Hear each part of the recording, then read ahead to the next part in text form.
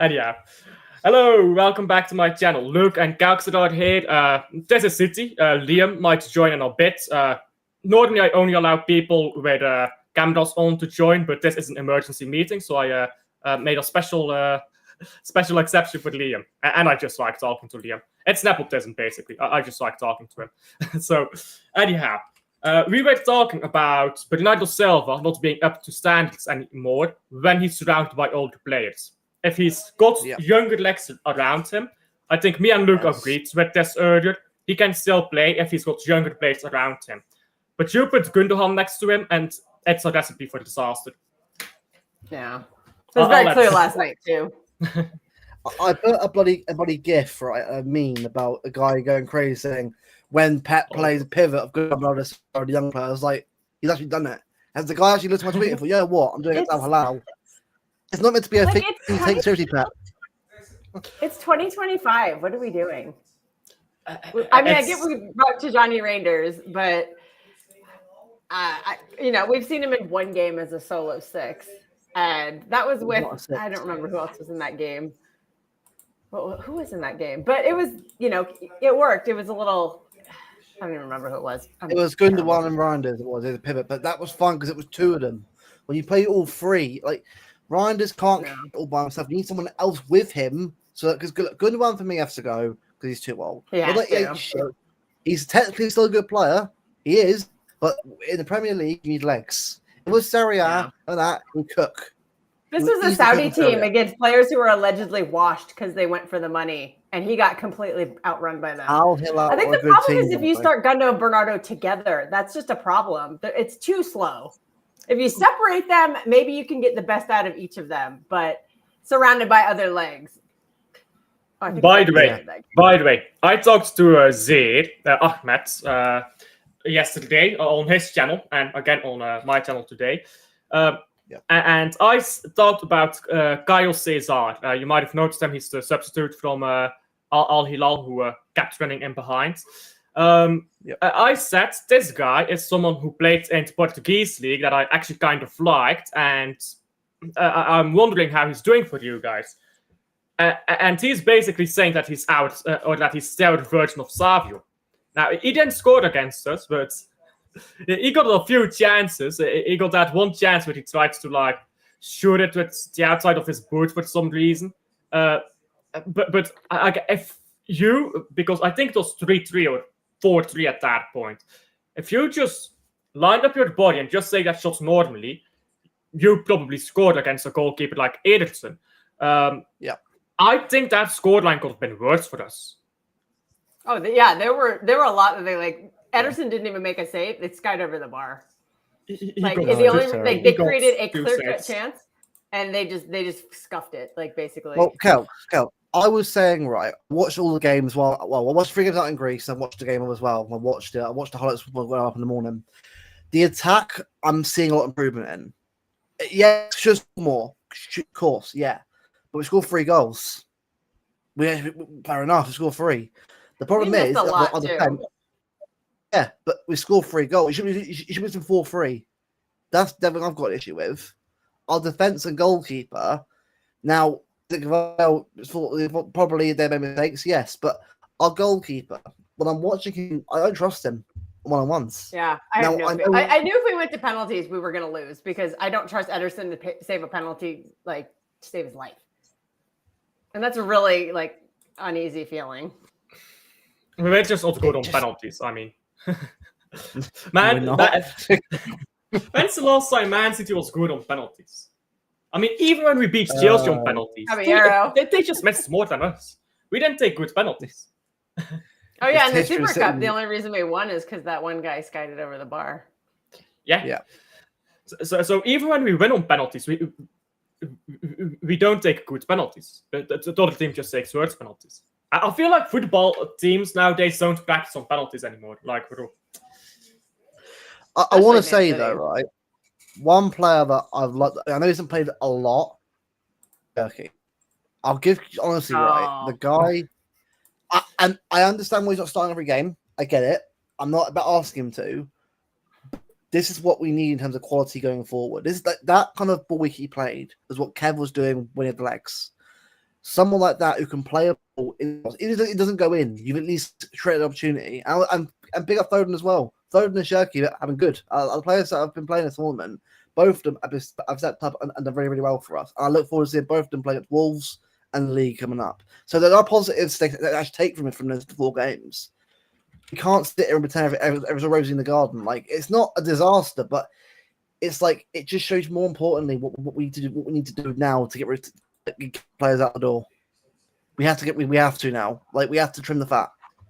I'm just going to say. Pep has shown how to play them. When you have to go, Calc, because I'm not going to be keeping track. Just say so. But not for a while. Don't worry. Yeah. For an hour and a half. I'm going to forget, so because I'm going to be I'm going to be too focused there. We have 33, 32, something like that, played in the team right now. Yep. Most of them will not play because Pep Guardiola prefers, let's say it's just as it is, Pep Guardiola prefers his old guys who he used to have. If it wasn't for the fact that De Bruyne's contract was running out, De Bruyne would have started instead of Rangers. Mm-hmm. Yep. we would have had the full unction midfield. Oh, yeah. The only reason Kava's not playing is because he's injured. That's how it was last season, too. The only way to get a Kanji off the pitch was for him to have surgery. Why did we substitute all 2 center backs on the defensive midfield when we were chasing our goal? We had just given up a counterattack, and we given up like all the problems that were from last season literally just had happened again, and Pep panicked. But the problem is we saw it after the game. Rodri came out and said that he's there's reports that he's injured now. Yeah, I don't think playing in 4 games in 12 days after an ACL, that whoever allowed that, I'm sorry. If it's a medical doctor allowed it, you need to be fired. Calcs, question is, what I want to ask Pep this, and ask Pep this. Why is Gonzalez then not playing games then? You brought him in for a reason to be a backup CDM. I don't care if it's him or pivot. Playing in front of him. What are we doing? Like, I'm not because if he's right, he's not good enough, right? Then why did you get him in the first place? Because honestly, we got him in to help out. I heard a rumor. I'll just reiterate, it's a rumor. I don't know if it's true or not. That in the Juventus game when Rodri started, that he was supposed to come off at halftime, and that he said, "No, I can keep going." And the fact that he was allowed to keep going, I think, is showing that there's no backbone in this medical team or the coaching staff. Somebody has to protect Rodri from himself. I know that he's chomping at the bit to play, but you cannot rush this. Recovery is not linear. You just have to tell him no. Yeah, he shouldn't have. I don't think he should have played all 4 of the games. I know he needs to build his fitness up, but it's clear that was a mistake. And that has to be a harbinger for the season. You cannot rush this guy back. He has to be a 1 game a week player until October, in my opinion, even though I'm not a medical person. You know what it is, yeah? Because before I let Luke go, because I'm cutting him off again. I keep cutting off Luke today. I'm the specialist at that, so just mute me. Me and Calx are just bullying Luke at this point. But at least Bevo's not here to kick our butts. let me finish. Shut up, Bevo. Don't honestly. I was like, what are you doing? Bevo may come on. Oh no. He's gonna lecture me.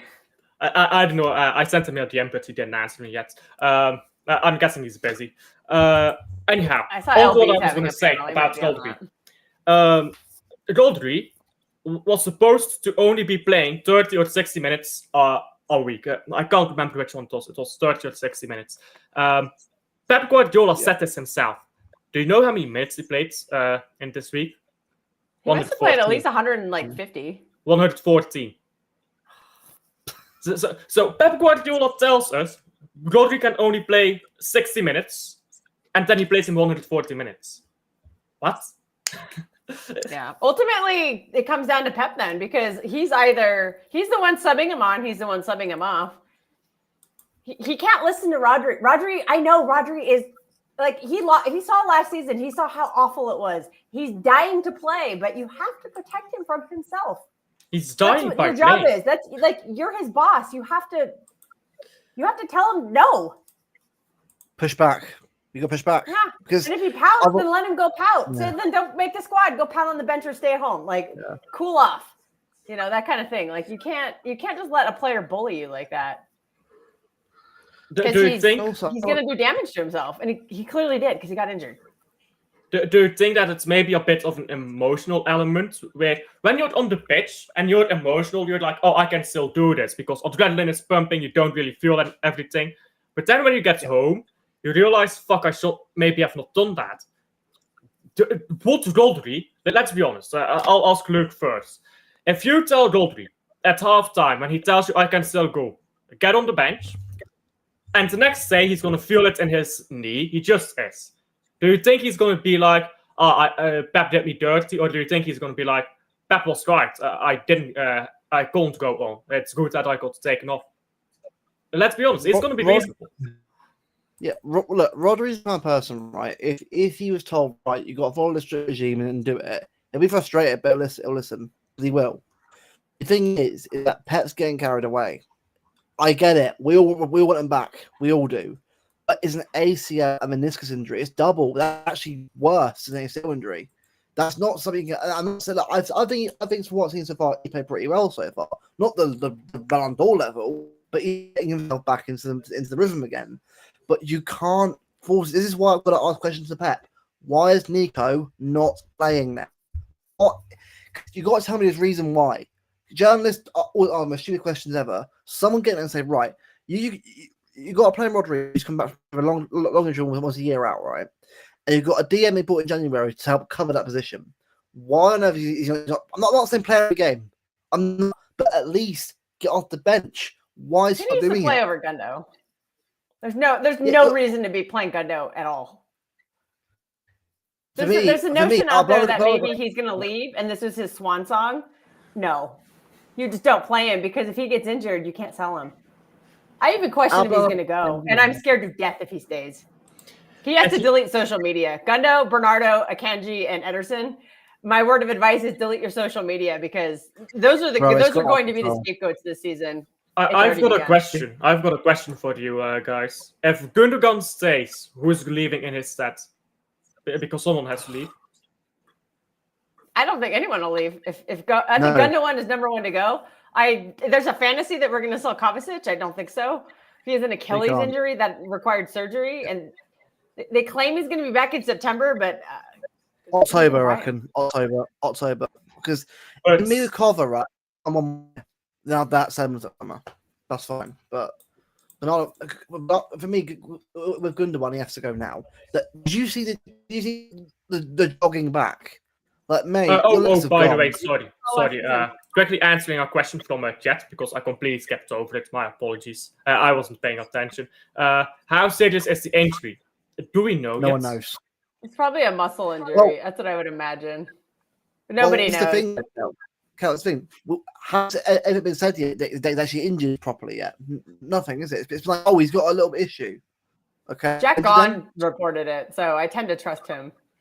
Yeah, I know, but not like actual duration of time. So, like, I imagine a foul should be okay. Hopefully, when he gets back. But the point is that. Done. Yeah, but I don't want starting with Wolves because Wolves' energy, that midfield, against him who's not fully ready yet.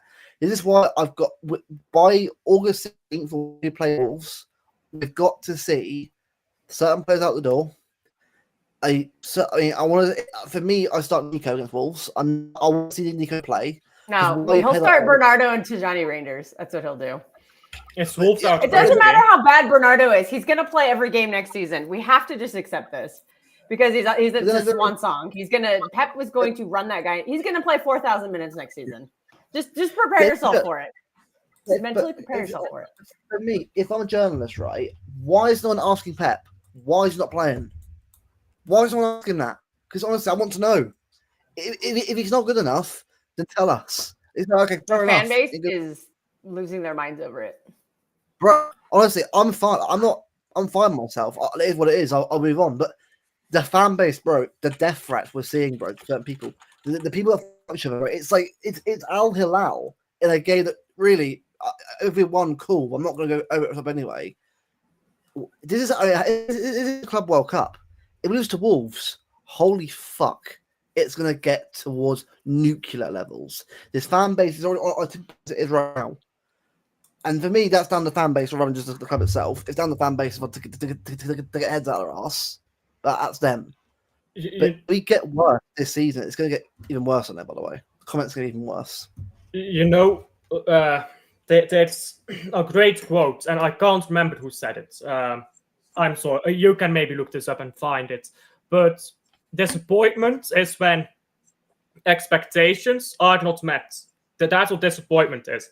When you expect something to happen and it doesn't happen, that gives you disappointment. But when you get a level of comfort, your expectations go up gradually. Your expectations just go up. And expectations don't go down easily. They go up very easily, but they don't go down very easily.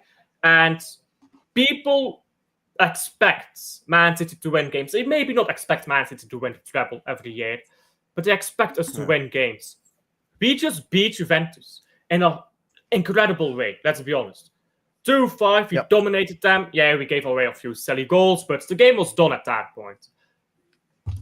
People thought Man City was back. And immediately afterwards, it's a gut punch. It's like, oh, you are happy today? Fuck you. That's what this club is doing right now. Every time we feel like we may be coming back to what we expect from Man City, the next game, fuck you, get back in your pen. Shut up, you're not back, and we will not be back. That is what it feels like.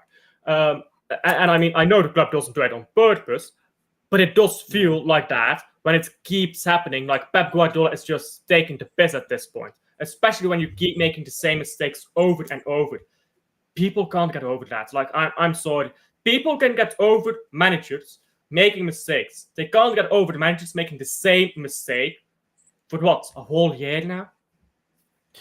Well, Joe, what, Alf? Let's get the team together, the three of us, right? So, Ederson in goal, him or Ortega, either way. Look, we know there's issues in keepers, but Ederson will start anyway. Right, Nunes. Now, for me, Nunes has playing well this tournament. I'll give credit where he has been playing well. He's not a right back, but he's been playing very well. Big up to him. The problem is, though, we need a right back who can defend better than he can. I don't want him to back up, midfield the right back. But we need a right back. Diaz and Guardiola wasn't that great player best game, but I still love them both. I think they're both very good players. The thing is, I was worried about playing Diaz and Guardiola together. I said this in Zaid's channel as well. I said aerially we're going to get bullied because neither of them are particularly great in the air. They're not bad, but they're not the greatest in the air. Diaz. We used to have John Stones there, who was great in the air. And now we don't have that anymore. And I feel like when we play against sides with tall players in the box, Guardiola and Diaz are sometimes not going to work, which is why I said that we don't need to get too excited about that partnership. Because unlike Ruben Diaz and John Stones, which was a very balanced partnership, this is two very similar centre backs, which doesn't make for a great partnership, in my opinion. I said this on Zaid's channel. You can go back and watch it because every time I say, "Oh, I said this," people say, "No, you didn't." I can literally go fetch the clip for you guys if you don't believe me. But the point is, I was already skeptical about those two players playing together, but I did not. I don't think I would have minded because I was asleep already when lineups came out. I don't think I would have minded that if I saw it when it happened. My problem was Gundogan and Bernardo Silva, and that Jackie wasn't playing. Those were my three problems. Because Nori as well, by the way, has been good as well. The fullbacks have actually been pretty decent. I mean, yeah, they weren't great against Al Hilal, but they've both been playing really, really well. And I've been liking what I'm seeing both. Let's be real. They're both good at going forward. Neither one of them is good defensively. No, but that's what work out a way of allowing them to go forward, but also defending better. So if you've got to drop a DM centre backs, you've got 3 centre backs. But we again, didn't have a DM. You're playing old men this as is what I DMs. mean. You're DM, Pep. So this is why you got to play Nico, Pep. We tried playing Tijani Reinders, and he had a bad game. He's not DM though, is he? He's box to box midfielder. He was played there. But that's what, for me personally, I mean, I think you're right, but I would prefer him playing box to box midfielder. What Gundogan is, play Reinders there. Gundogan's not a DM anyway. This is where we've got to stop realising that Pep's realised now that Gundogan is over the hill. He's felt, yeah, well done. Two great goals. But I'm not being funny here. That's one game, but you play a DM next to him. There's the clue there, Pep. If you want to play these players, that's fine. But I need to see a DM there. Give a bit of fun. Like Nico, I don't understand. Right, this is what I've been saying on Twitter today. I don't understand why Nico's playing because I haven't told the reason. Yeah, I get.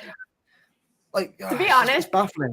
What we should have lined up with against Ruben Neves, who is still a very good player. Like, it's very clear he went to Saudi for the money. It wasn't because he was washed up. He was just offered like generational wealth, and that's why he left. He was still a very solid player. John did the same thing. Brilliant. Playing him, he's like their DM. So you need to have like somebody really powerful to counter him. And I think with the players available, because Rodri wasn't going to start, which is fine. He should have started Tijani next to Nico Gonzalez, because I think that's on paper your best that's the best pivot you can do physically, speed wise, aerially, that kind of stuff. Tijani and Bernardo just didn't work for me because I don't think the pivot was more of Tijani Bernardo. It was, Gundo was the 10, and that in itself has a million problems. You know what, yeah, Cal? But you can't play those two tiny, soft, old midfielders against pace and power. You just can't do it. Especially together. This might be wild what I'm about to say, but this might have been a game where we got a few skips right. This would have been a game where we got a few skips engine. He would have fought somebody at least. Yeah. Like, he would have tried. He would have sprinted back on those counterattacks. He wouldn't have just namby-pamby jogged. He would have tried.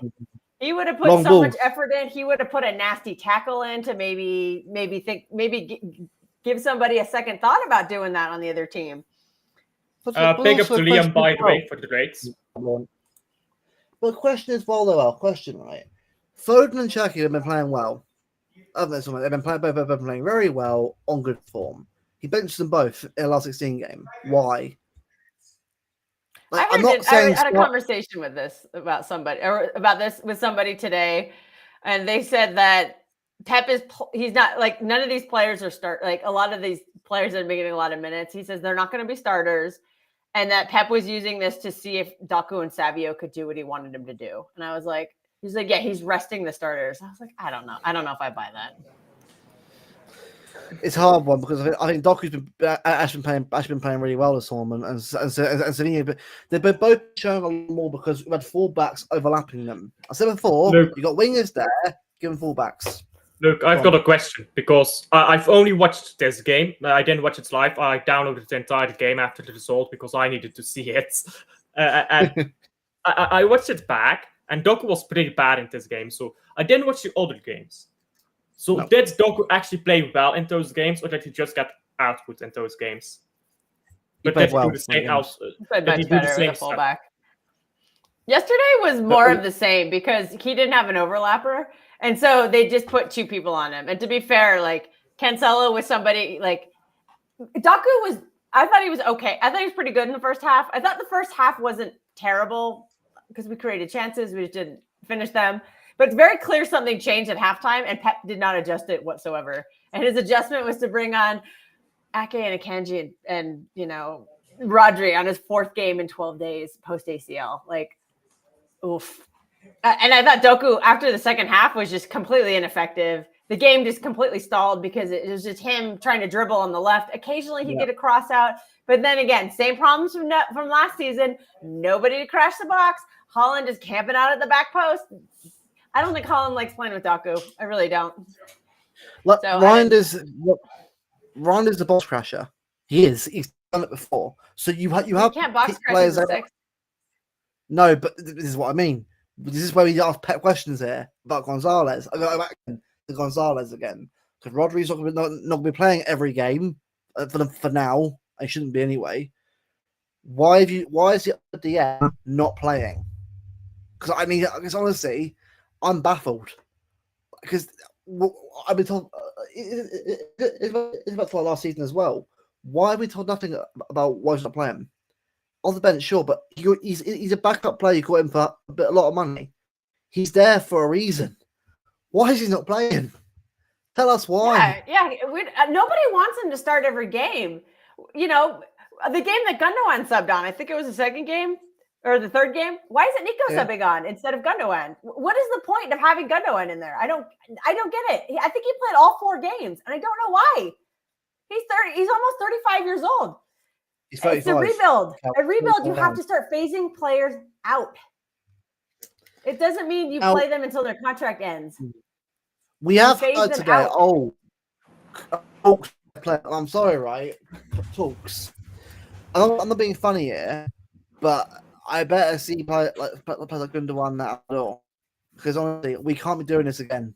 Because otherwise, mate, Gundogan, look, Gundogan's not a bad player, but in the Premier League, you need legs. It's the reality of the league. If it was Serie A, perfectly fine with it because there's no legs in Serie A. You need to play in the Premier League without legs. You know what I mean, though. Like, more yes. Back now, like how Kev is. Kev's more Serie A now. That's what it is. He's not Premier League anymore. This is what I'm worried about. This next month is massive. If we don't get it right and we've got the same players, enjoy another season of better football. You will get better football going forward. Some more goals and more wins. But will you get trophies? We'll see on that front. It's important. I've got a pretty interesting thing here, actually, from chat. He says, and I get where he's coming from, but I don't agree, and I want you guys' opinion on it. I don't think a proper DM would have helped for the first 2 goals. They were individual errors from Ait Nouri and Rangers. Yes, but I feel like when you have a proper DM, you can recover from those individual errors. Whereas when you don't, you can't recover from them. I don't know. Do you guys agree with what I'm saying, or do you maybe agree with the commenter? Facts. I think, a DM might have helped, like, stop the pass that they got forward that led to their goal scoring opportunity. So I'm not saying it completely stops it, but it might have helped. But this is the thing, though. We will always throw on the ball on the counter anyway. This isn't like some new thing. Like, oh my god, what's that? Back to the Monaco game in PEP'S first season when Mbappe on the counter attack cooked us. This isn't some new news that we're like, oh my god, no way. It's like we know this. The issue we've got is a DM helps stop some of those goals. I think we still see goals because our a team. I think is Leonardo's a good player up front. No, he's not. Zaid tells me he's terrible. Zaid tells me he's terrible. He told me that this was actually one of his better games, or one of his best games in all the last shirt. So, of course, it's against us that these fates come alive, isn't it? Yeah. Always. Well, players always seem to have their best game, especially keepers, man. Some of these scrub keepers we make look like superstars. Like that fucking guy on Brentford. What's that guy's name? Flecken? Oh, God, I hate that guy. Flecken. That guy turns out every time against us. Absolutely awful against everyone else. And then he has like 20 saves against. I'm just like, who are you? But his name is Flecken. Yeah, Flecken. Bono's a good keeper, by the way. He is a good keeper, Bono. Like in the World Cup, he was great from Morocco. I know who he is. He's a great keeper. So it's not. But we beat him in the Super Cup. Remember? But for me, that's who we need. Not him particularly, but a keeper who can make saves crucially. Chevalier. Like, we need Lucas Chevalier. He's the guy. Well, what did you say about me, by the way? Sorry. What did you say about me? What? Go repeat that. Who? Luke. You said something. Alf. I didn't say it. I didn't say your name. I don't know what you're hearing. I'm hearing ghosts at this point. Bro. Wait, I'm going crazy. This club is driving me crazy, bro. This club is driving me crazy. Yeah. It's probably because I interrupted Luke. It's your fault again. Yeah. No, it's all good. It's fine. Look, what it is, right? I'm not rattled because I think I kind of saw it coming because Al Hilal are actually a good team. Like, and they're not some some scraps. They're not. But the thing is, like this kind of defeat has been happening a lot for us for years. It's not some major new thing we've got to change now. The issue for me comes down to personnel. It's personnel issues, and this is where we got to. I said before, work out what we're going to do right now. Because against Wolves, in what is it in about 5 weeks? Or more than that? 6 weeks. 6 weeks. 6 weeks. I want to know what it's going to be. What is the midfield going to be? Not long term, but Kovacic. Oh God, no! Gundogan. I mean, me, right? That's it. For me, right, this team relies on a DM. We need a DM for this to work. So I need between now and 16th of August. Is Nico Gonzalez part of your plans, Pep? Because if he is, I need to see him play. Not start the game, but I need to see him playing and being part of it. Because he's not a bad player, Nico. He's actually a good player. He makes mistakes. He's not perfect, but he's him. He could do that job. Helps out really well. If you actually watch him play, right, he actually does a lot of help for the back line. He's a very passionate guy. So he's like Rodri then, but not as good as Rodri. Why is he not playing then? Or playing together? And it's weird. It's just so weird because, like, he's kind of getting the Calvin Phillips treatment. But, like, when you watch Calvin Phillips play, you were like, oh, yeah, this guy is a deer in headlights. He has no idea where to be. He's way too slow. He doesn't react. Like, he's god-awful. Nico has never once struck me that way. He's always struck me as somebody, like, he always showed me a sign. Like, okay, you just keep doing that. You'll get better at that. Maybe you did something wrong or maybe you weren't in the right place at the right time. But I feel like if you play a few times, you'll get used to it. I just don't understand why he's just been banished to the shadow. I've got a comment, by the way, from Jerry. Today I will allow you to shit on Akanji, Jerry says. But Akanji was an issue. To be honest, yeah, I don't have an issue with Akanji last night. I thought he had some pretty good tackles in the box. He had a couple of moments though that were a little like, dude, you got to do a little better on that. But I'm not going to. His positioning was awful again that game. I guess on the third goal he was a statue, but yeah. I mean, he was not the main complaint for me yesterday. No, he was pretty far down the. I mean, he was not perfect, but I'm going to complain about a lot of other people before I complain about Akanji. Yeah, but I complain about all of them. Shocker. Oh yeah, Ruben Diaz. I'm accused of glazing him because he's attractive. So I'm telling you right now, he was absolute dog crap yesterday. Over and over again. Here's a debate, right? Here's a debate with you two and a half. So. Ruben Diaz, first season, unbelievable. Also say that, but unbelievable first season. What's happened to him? What's happened to levels? His form is just never got it back. Maybe the league adapted to him. His lack of pace, though, is going to kill us this season if we're playing that high of a line.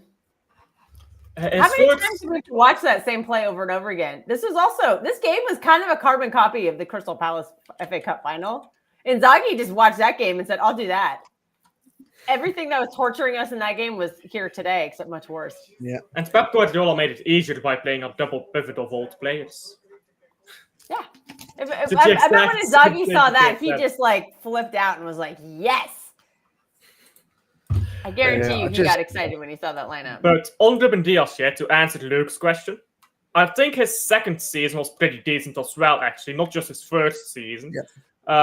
Yeah. But he had a knock and a few minor injuries that season, but for the most part, he was pretty decent. He actually got quite a few goals of corners as well that season. Was it? It was 21-22, right, where he scored against Aston Villa. Yeah. I believe it was that season. So I think he had a very decent season that year. The treble season was just a different level because John Stones was fit almost all season. And that almost never happened. And John Stones and Ruben Diaz were just such a great partnership. John Stones was lost to Man City after the treble. I mean, his body exploded. So he doesn't exist anymore. Like, forget about John Stones. If you still think he can do a job, bro, he's got no body anymore. He's a ghost at this point. No, he's done. Yeah. So I think the problem is not Ruben Diaz himself. It's the fact that he doesn't have a partner. The problem is Gvardiol is not a good partner for Ruben Diaz because they tick the same boxes. They don't go with each other's weaknesses. I mean, Gvardiol is quicker, sure, but that's about it. They don't go with each other's weaknesses. No. One thing I'm going to divert this a little bit. I think Diaz and Gvardiol complement each other because, like, he's the bruiser.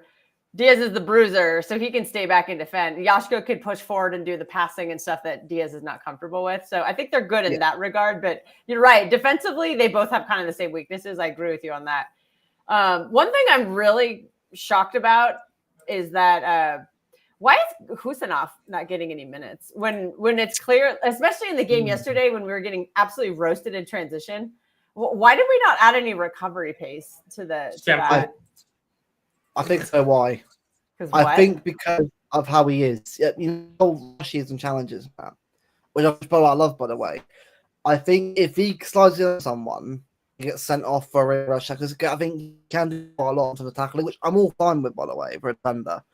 But it's about having a bit of control. A game like Al Hilal, I just don't know if he's there for it yet. I mean, I'm not trying to sort of say he can't play at all. I want to see him play as well. How does he get better at that on the bench? How does he get better watching Diaz get absolutely roasted constantly the whole game? I agree. How is Husanov going to get better and help him from the bench? I would have just thrown him out. If he gets a yellow card and gets suspended for the next game, who cares? Like, you got to try to win the game. You need to get to the next game. It's a knockout game. 100 million. Yeah, I agree with that one. I agree. I think he should be playing more. Again, he got 60 minutes in the tournament. He got 60 minutes. Victor Hayes got 90, and Nico Gonzalez got 60.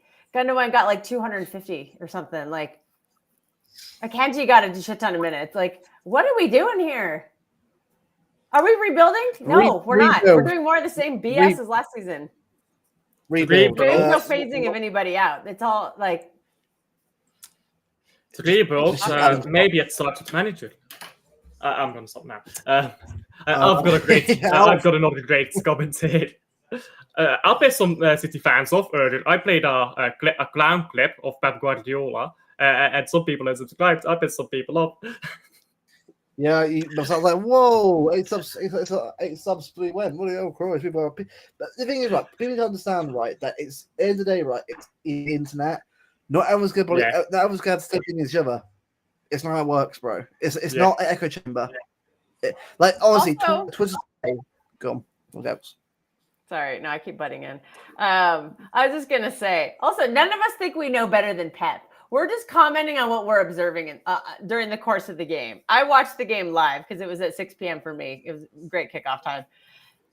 I could see a bunch of stuff not working, and I was questioning. And so I'm allowed to question when I'm watching something not work. I don't know what goes on behind the scenes. I don't know what goes on in training. Maybe Nico and Husanov are just awful in training. They could be. I don't know.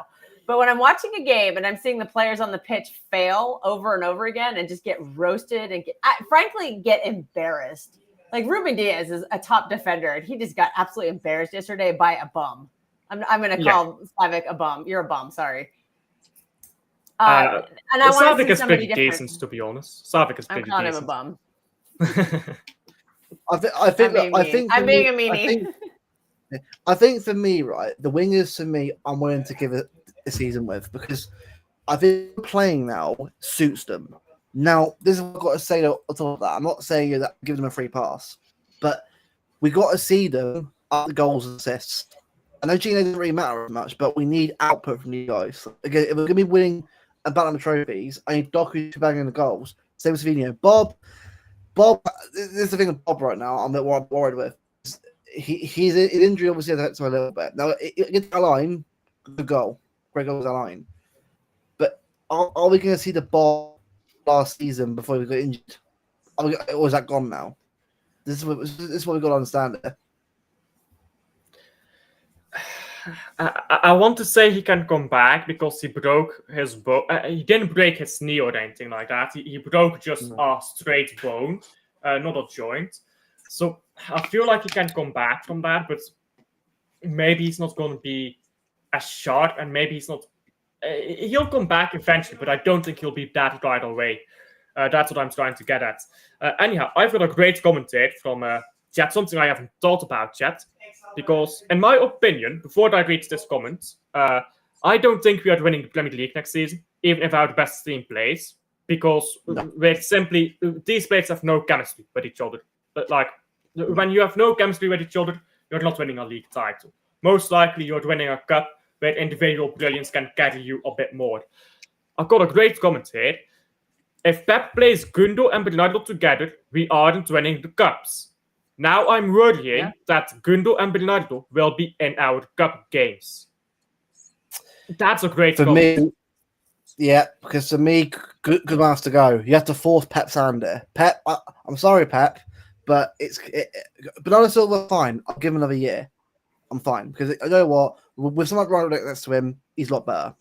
Gundogan, no, he's 35. I'm sorry, right, but we can't be doing this. We're not a pensioners' home. We need to start bringing through. I'd rather give O'Reilly a chance midfield and Gundogan. Well, there's news today that we're extending Ruben Diaz and Rico Lewis. Where is Rico going to play? I think we saw last year Rico. He's not a right back. He got absolutely eviscerated and bullied and just bowled over. It was difficult to watch.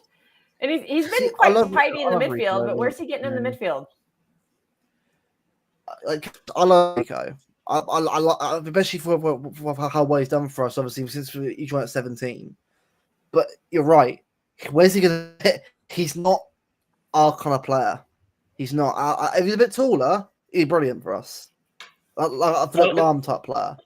But I disagree with that, Luke. I don't think it's about how tall he is. I think it's physicality. He's too easily bullied off the ball. Yeah. You don't need to be tall. To be 5 inches taller. Too little. You don't need to be tall to be strong, but Rico Lewis, he just isn't strong enough when he comes into those challenges. Because Rico Lewis is supposed to push high up, so he's not going to be in the box too much anyways. So he doesn't actually need to be that tall, but he needs to be faster, I think, when you push that high up. And you need to be stronger, especially in the challenges. Rico Lewis, I think he's an okay player. I think he needs to leave for the sake of his own career. Yeah.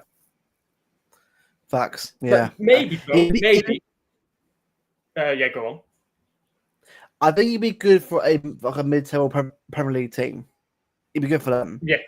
I just don't think he's not Man City. Man City's a good player, but he's not Man City level. The Big good up players Kevin not De Bruyne, level. by the way, in chat here. We've got the real Kevin De Bruyne in chat. Yeah! Kevin, fuck Napoli, ja. Meneer, Napoli spreekt niet eens Italiaans. Uw kinderen sowieso spreken Vlaams, of Nederlands, of whatever. Ga naar Club Brugge. Kevin, jij hebt de titel van ons afgepakt, ja, in 2012. Ga naar Club Brugge. Je hebt iets goed te maken. Oké, Kevin? Oké. There you go. Thank you, Kevin. What did you say about my mom? No. What?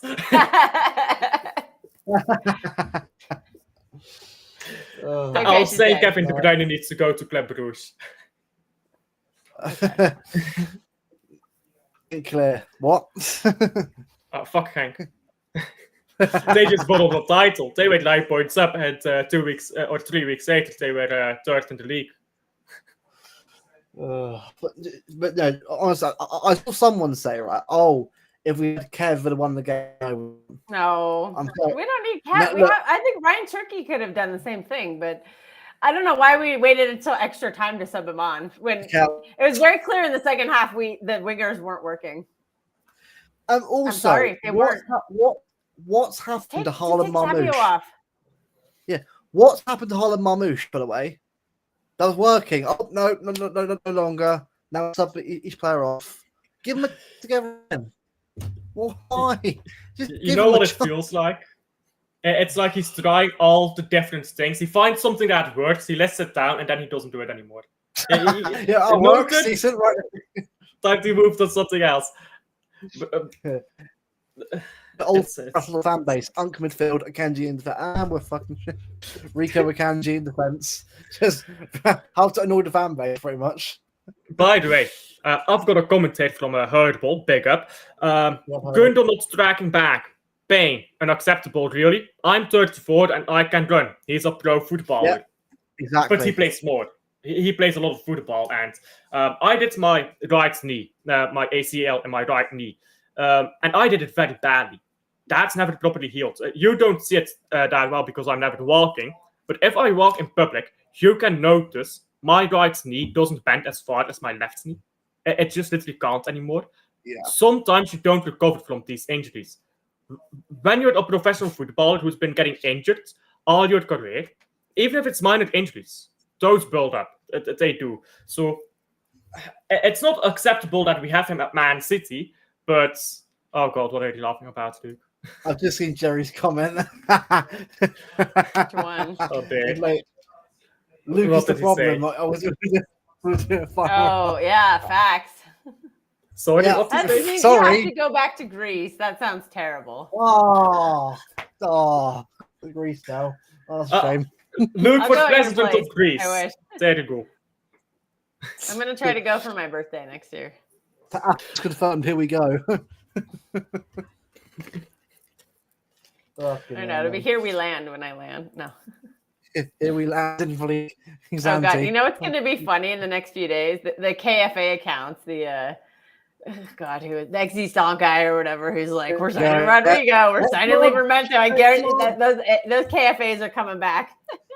Let's launch. Leaving. Yeah. Okay. Let's launch and here we land and all that stuff. Oh, jeez. Why were so many people convinced by Existence, by the way? That was so weird to me. He was like So the weird. most unconvincing ITK ever. Oh, but Yeah, he was all in on Verts and then egg on his face. And then he's like, oh, well, I got told something wrong. I was like, yeah, because you're an idiot. You don't know anything. Oh, but he gets things right. Okay. The clock's twice time of day, whatever the quote is. Like, I'm sorry, right? But at the end of the day, you can say all you want right, about getting things right. But the guy he puts ex-correspondent for MEN. Why are you on Twitter then? Why are you retired from whatever? And you're apparently, 60 years old, apparently. Why would you be on fucking Twitter under a random account? How does that make any sense? Because some people don't have a life, I can't lie. Anyhow, Liam. Liam is trying to bully us here. Kalk, do you know who Flecken joined? Leverkusen. Leverkusen is in Champions League next season. No. We'll have Flecken again. It's destiny. We're going to face Leverkusen and we're going to face Napoli. Like, it's just destiny. And we'll probably face Real Madrid because, it's just a yearly thing at this point. We can't face Real Madrid if we get knocked out in the league phase because they want to keep it for the knockouts. Okay. Alpha's goals gets a panic, says the Silt. Bro. You got to take your head. I think if we get worse this season, right, I was friggin' sending mad even more than last year. Like, if you think it's bad now, trust me. Oh my god, if we get worse. Yeah, because we brought reinforcements in, and if he refuses to use them, then this dude, I've already seen some disgust. The Kyle Walker people are back. They've just transitioned their Kyle Walker memes to Ederson. It's really sad. It's really sad. And I hate to say it, it's coming for Bernardo, it's coming for Gundogan, and it's coming for Akanji. Those four are going to be our scapegoats this season. But Kel, I'll say this though, Kels. I still love them. I'm sorry, right? Oh, but they've been terrible. At the end of the day, right? People need to understand you're not a football fan. If you're being horrible and abusing other people, I'm sorry, but you aren't even human. You're a scumbag. I'll criticize them, but I would never tag them. I would never go to their page. I don't even follow some of them. I'm just like, I'd mute and block them. Why would you harass somebody like that? It just makes no sense. You can criticize their play, but there's a way to do it. Yeah, you don't just be like, oh, he's shit. You just be like, you were poor because of this. But you don't. What the thing is, what the thing is, I'll never do that with Bernardo, with any player. Like death threats are just insane. But I have lost respect for Walker. Because one, he's a bad human being, like, let's be honest. Two, he was a terrible captain. Three, he was giving those interviews and he keeps doing them. It's like he's doing it on purpose. So I have lost my respect for Walker. But Walker is a special case. But the way people... Here's Carl Walker on the channel. Carl Walker appears on the channel. Carl Walker. Welcome to the channel, Kyle Walker. Get me over the 1K, and all is forgiven. Get me over the 1K, and all is forgiven. But no, I have lost respect for the Walker. What is happening? But even then, to be honest, though, I'm not gonna. I'll give him. I'm not gonna just kick him all the way to the curb. But I think last night and just last season, kind of in general, is since he left, it's kind of clear how badly we missed that recovery pace he had. Yeah, I started saying this like before the game. I want to see Husanov tried. Yeah, if he fails. But I'm not going to learn anything from him sitting on a bench. I would rather watch him fail trying and then be like, okay, he's not good enough. I don't know if he's good enough because I've never seen him play. I think for me, right, Livramento is what right back. I think him and Nori as fullbacks is exactly what will be, because both one can sit behind or one can defend and one can go forward. And we've got fullbacks that have pace. Because I'm sorry, right, Rico at right back, terrible. No. Akanji at right back, no. Awful. Husanov, look, I like it. He's not a back, is he? He's not a right back. He's not a right back. We need a right back there. So for me, get a right back in, get a new keeper in. Because Edison, sorry, right, he's been great for us, but his head. I'm sorry, it's the last year of a contract. Are you staying or are you going? He's all saying, right. So what? Is on a new deal then? Are you going? Because I can't have this the rest of the year. Are you going right now? Are you staying at City, sign a new deal, or are you going now? Because I think the club need to actually do that to him. So right, honest, fine, but here's a 2 or 3 year deal. Sign it or leave. Yeah, that's what we're doing right now. Also, I'm starting to question this whole pushing both fullbacks high and wide, particularly the high part, because neither one's a defender. Other teams get away with it because they have 2 world-class center back pairings. Like Liverpool got away with it for years because Van Dijk was just such a freak of nature. And then him and Konate is a great center back pairing. So that allowed Trent and Robertson, well, the shell of Robertson at this point, to go high and wide and not have to come back. And then I think a team like Arsenal could also do the same thing because Gabriel and Saliba is just such a good, strong center back partnership. Even if we go with Yashko and Diaz, they're still a brand new partnership. It's going to take them time to gel. The problem is, though, those teams had a DM sitting in front of them, and that DM stays deeper because our defensive midfielder will push up more. They had a defensive midfielder that sat a bit deeper when the fullbacks push up to still form that back three. It's not really a back three. We shouldn't play this tactic until we get one back, until Rodri's ready to play that way. I don't think we should play that way. It's just not how we play. I don't see a reason why we should switch that now. I feel like he keeps trying it. I mean, we can try it. He was doing last night. Let's be honest. Don't you think it would be better to just get a new player in who can play the system we used to play and play that again? I mean, it's a system that won us a 4 beats. Who's the player that you want to bring in? Livramento.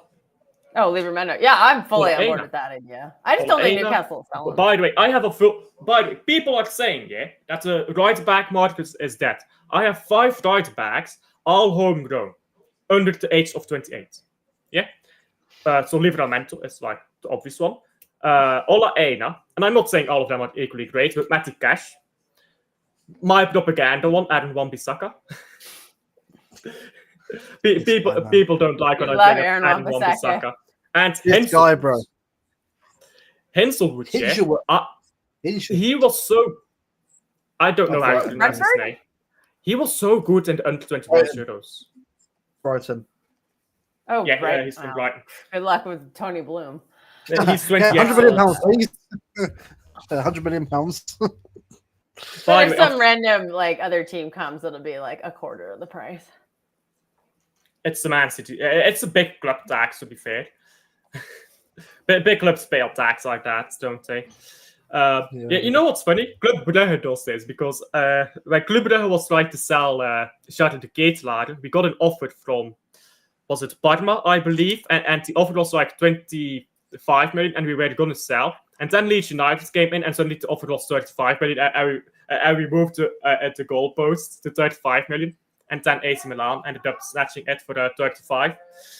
Anyhow, I've got another great comment here from Prithvi. By the way, big up, you're putting in a lot of great comments. I don't know if anyone else noticed, but Pep was shouting. Why am I using this pen?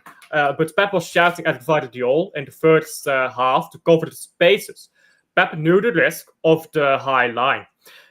But here's my answer to that, and I'm not sure about you two, but if Pep knew the risk of the high line, play up the end. Yeah, don't put Bernardo in there. And Tijani, because let's be fair, that was Tijani's third game for the club. Are you really going to ask him to do that in your third game? Like that is a lot to ask. I know he's been great in the first 2 games, and I've been glazing him nonstop, but that was rough yesterday for him. I thought he didn't. I want to say that all 3 have been good. All 3 players have been good. Nori, Cherki, and that have all been very good. I'm not. Al wasn't great, but it wasn't individually. It was. I think it was more defensively. I think it was all collective. Just it wasn't up to scratch. But Nori, Cherki, and what I've seen out of the 3 of them, very good players so far. I think they've been very good players for us this season. But again, near right back, it's got Deadwood. Just got to get it done, say. Get it done. Yeah. Yeah, and we got to stop playing these players out of position too to accommodate these older, slower players. Like, I know Nori's been allowed to do what he wants to do, but like, Cherki had to play a false 9 his first game. Like, what was that all about? That was weird because we had to shove someone in the team. I forget who. And then, Reinder's having to play the 6 when I think he can cover there in some circumstances, but he got hung out to dry with having the uncles with him. We're bringing it back. It's Uncle FC. Maybe they'll score a goal for you here and there, but they gave up more goals than they scored. Oh God, Zed is in chats. Big up to Zed. I see it. Big up the Zed, bro. Big up Zed. Joe, I will say this now as well. Big up Al Hilal. They're a very good team. Big up. I mean, I've said to people as well. Big up Alan right on the Canadian way, right? I agree with this. They're a team of Saudi Arabia. It's an embarrassment. No, I'm sorry. It's a Club World Cup. We play teams from other countries that aren't playing. So Al Hilal are a very good team with very good players. Did they not win the Asian Champions League this year? It was that or something else. But mate, at the end of the day, right? Zed will know. Al Ali. Al Ali is Morris' team. It was. Wait, what did Al Hilal win then? Did they win the league? No, that was Al Ittihad. They won it in 2021, the Champions League in 2021 in Asia, I think. Yeah.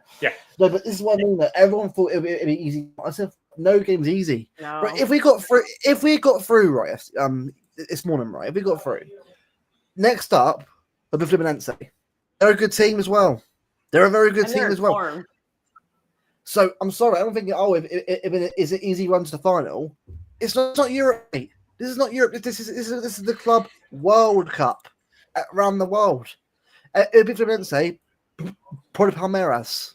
But I thought Europe was the only country with football, or the only continent with football. Apparently not, bro. Apparently not. Because honestly, playing in America, eh? Bro, it's the heat as well. Al Hilal used to it. Probably they play in indoor AC stadiums. They're not playing in the heat. Because it's like 50 degrees in Saudi Arabia when they're not playing outside. All those stadiums are indoor and air conditioned and temperate moderated. They're not playing they are not playing in like 90 degrees with 100% humidity. Humidity is a game changer. It is oppressively just sticks to you.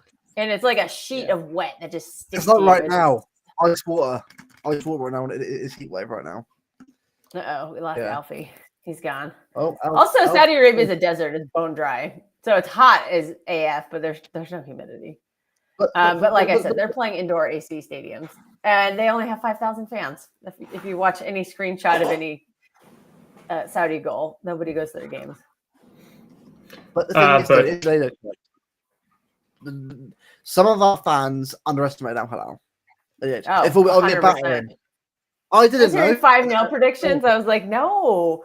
Inzaghi in a cup? Inzaghi in a cup is usually pretty good. I said 2-1. I'll take 2-1. Move on because it's a game. Same. Knockout game's hard. 2-1 was. I thought we would win, but I figured it'd be a very tough 1-goal, like hard fought game. Yeah. And we lost. It's what it is. I'm not crying about it. Like in the day, right? It's knockout football. You win, you lose them, but it's how you learn from it. It's how we learn from this. If we don't learn from it, then I'm sorry. It's you have to. I would rather us use this loss right as a way to spring us getting it right now. The players out the door, get right back in, and then we go again in August against Wolves away, and go from there. But if we don't, we made an interesting lineup he plays against Wolves. Oh, he has 6 weeks to think about it now. Nico on the bench. Oh God, yeah. Well, yeah. That just goes without saying. Liverpool fans, by the way, who are about to win the league title 2 times in a row. Congratulations. I saw a Liverpool fan in chat. Big up to you guys. I sort of know the new signings we need. It's Pep. He needs a new spitball to roll. He's had that one since he joined City. Why does Pep do that? Like, seriously, why does he do that? It's so gross. Anyhow, big up to Zed as well. No, what you guys said, what you guys said about Al Hilal being a proper good team, we didn't respect. I mean, is it not respecting Al Hilal enough? Is it like Pep taking the piss? I don't know what it is, but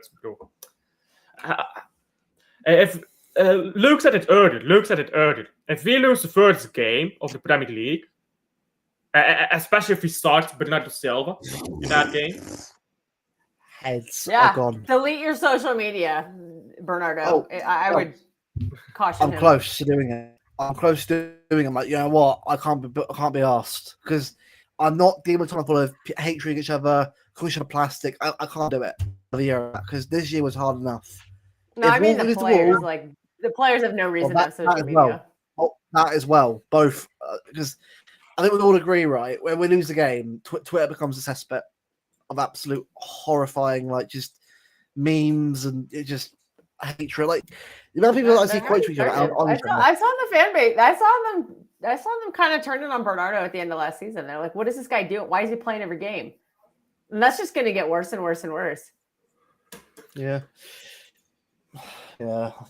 Also, I don't see. I mean, clearly, I'm an idiot because I don't see anything that he's contributing to our team right now, and I haven't for close to 2 years. I think he gives us a bit of calm on the ball, but the problem is that's useless if you have nobody else around him to do the important stuff. I think he gives us calm, which if you can calm down the game, you help the older players to get back into the other game and to get the passes to create a chance or to go forward you create calm. And when your team is calm, they play to their best. Problem is, it doesn't matter if Bernardo Silva calms down the game when nobody around him is going to do anything. So it's useless in that situation. Yeah, and the thing is, right, what I'm worried about is if we let's say we do get players out or whatever everyone wants. All right, let's just say this is the world we live in, right? Players get leave the club, you get right back in, like the fermento in. Are the fan base now, us three are fine? We know we are because I will give it time, but fan prepared for a season of change because last year was a bad season. This is going to be a season of change to adjust to new players and new way of playing again. Are the fan base prepared for some teething issues? Because it's going to happen. Yeah. It's going to happen, which I'm fine with. We improve from it each game. That's fine. But are the fan base ready for that? That's what I'm going to say. Yeah, I think the first half of the season is going to be very tricky. For me, I mostly just I want to see new players integrated. Like I need players to be phased out. That is the most important thing for me. Like, yeah, I accept not winning a trophy. If we lose, I'd rather lose with new players because they're going to be here long term. If you're on your way out the door next summer, I don't want you playing a lot of minutes because you have no reason to be here anymore. Like, I know you have a contract, but like, I don't need to see more of you. You're on your way out the door. I've seen the best of you. This is not the best of you. I don't want to tarnish my memories of the best of you. I need to see new players play, and I know they're going to make mistakes. I think we're going to start out very slowly because, one, we have a brutal schedule to start out. I know we have Wolves away, but then it's like Tottenham, Liverpool, some other team. Like, that's going to be a wake-up call for sure. And I don't want us rushing Rodri back either. Like, that, to me, getting his rehab correct is one of the most important things for me next season. But I need to see signs of improvement, and we were starting to see it early in this tournament, and then last night just destroyed that. Last night was just revert to back last season. It was basically a carbon copy of the Crystal Palace game in the FA Cup final. Same mistakes, same lack of adjustments, and same result. So I want to see progress. I accept not winning the league. Yeah. I don't think we're winning the Champions League, but I never predict us to win that. That's not me being negative. I literally never predict it. So yeah, I accept that. That's fine. I'll be less of a pain in the butt if we're just like, if we're progressing to something better that might not come into fruition until next season. And I expect the second half of the season to be a lot better, but I think we'll just be too far behind. Maybe we'll make it a race, but I feel like we're just going to be a little far behind in the second half of the season. We just won't recover. We won't have enough time to make up points. I'll say this now, right? And clip if you want to. I think this season will be another 16, 17 season. Yeah, I know you do. You got to reflip it now. You got to re-say it because it ended up being an Alfie conversation. Right. Yeah. Right. This will be another 16, 17 season coming up.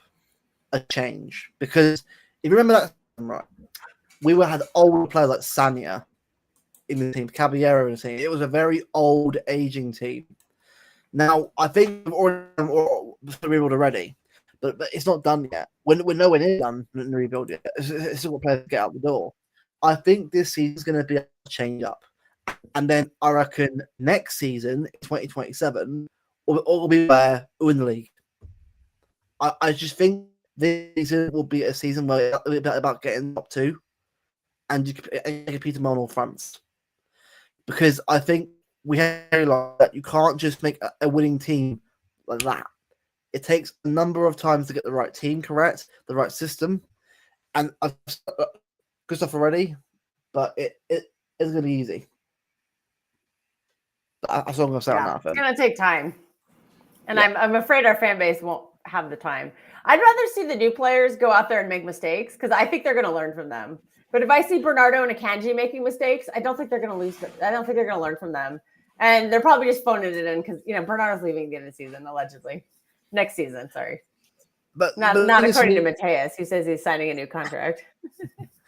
I think for me is Doka. I think the league gunner mentality of trophy or nothing or sacked has ruined most fans. I get where Lee comes from with that mentality, but it's not practical whatsoever. Lee Gunnar is an Arsenal fan. He's not seen a trophy in 5 years. Allow it for him. for Lee Gunnar, it's fine. He needs to see something. I know, but every time he tweet, he says something wrong on his stream, right? He gets clipped, right? In what he says, people are starting to believe what he says, and like it's what he's saying, right? It sounds like it makes sense, but it really isn't. It's football isn't guaranteed just to sack someone, you get win something straight away. That's not how it works. So no, but if someone doesn't win in too much time, you do need to sack them at some point. No. For me, next season isn't even about a trophy. It's just about like. I want to get this team ready for a long-term success. For me, next season is but you don't do that with a manager. Phase out the old players and phase in the new players. But you don't do that with a manager who's not going to be here long-term. Get him ready for his last season, and then we go for everything his last season. I've got a theory. What else can I say? I've got a theory. I think. Let's go Invincible so we could tell Arsenal fans to shove it. After 2026 World Cup, Nagelsmann, is that a possibility, you reckon? At the World Cup for Germany, he goes see? I mean, I don't know. Nagelsmann, it's just like Zeer told me, yeah. Also, I mean, maybe I shouldn't listen too much to what Zeer says, but big up to Zeer. Zeer told me that Nagelsmann is going to give you really good games and he's going to give you some bad games, but he's also going to really change up our style. And it's maybe not great for us to completely switch up style now. I want to go back to what Man City was before that. It was attacking but direct. I want to go back to that. I'm not sure if that's Nagelsmann's type of football. He's more of I don't want to call him a defensive manager, but he's not a classically attacking manager. He's a very balanced type of manager. And I don't know if that suits Man City's players right now. No, because we're attack heavy. We're defensively weak. Yeah. I think defense is our big Achilles heel. Well, the only one I could really think of is like, the one who really excites me is Luis Enrique, but I feel like that's going to be really difficult to get him out of PSG. I just got really excited by his football. I'd be interested in maybe Xavi Hernandez, the Barcelona guy. Fabregas is decent. Fabregas is on the rise. He still needs to prove it to me a little bit more, but yeah. There's definitely some ideas, and what about? I don't want it to be company. I'm not impressed with company so far. What about this guy called Alfred Waker? Yes, Alfie in. There we go. Alfie's going to be the youngest coach of all time. He's going to be younger than most of the players. Why is there some guy rushing? What's the youngest coach in Premier League or in English football history, professional football history? What do you think? 36, I think. There's that guy who didn't have his coaching badges and somewhere else. That's Wilson, but he's a championship. That's not completely true. He had his coaching licenses, or he had his coaching badges, but not his professional license. But he got his professional license a little while after. Yeah. The youngest coach in Premier League history is Fabian Hürzeler. Hürzeler. At the age of 31. Bro, I'm 23. I'd cook. I'm 25, bro. If I do it, I could have 5 Premier League titles by the time I'm even 31. All right, Alf. You manager. I'm assistant manager. I'm just going there, just rinse the players. Right, I'll do a stream after the game.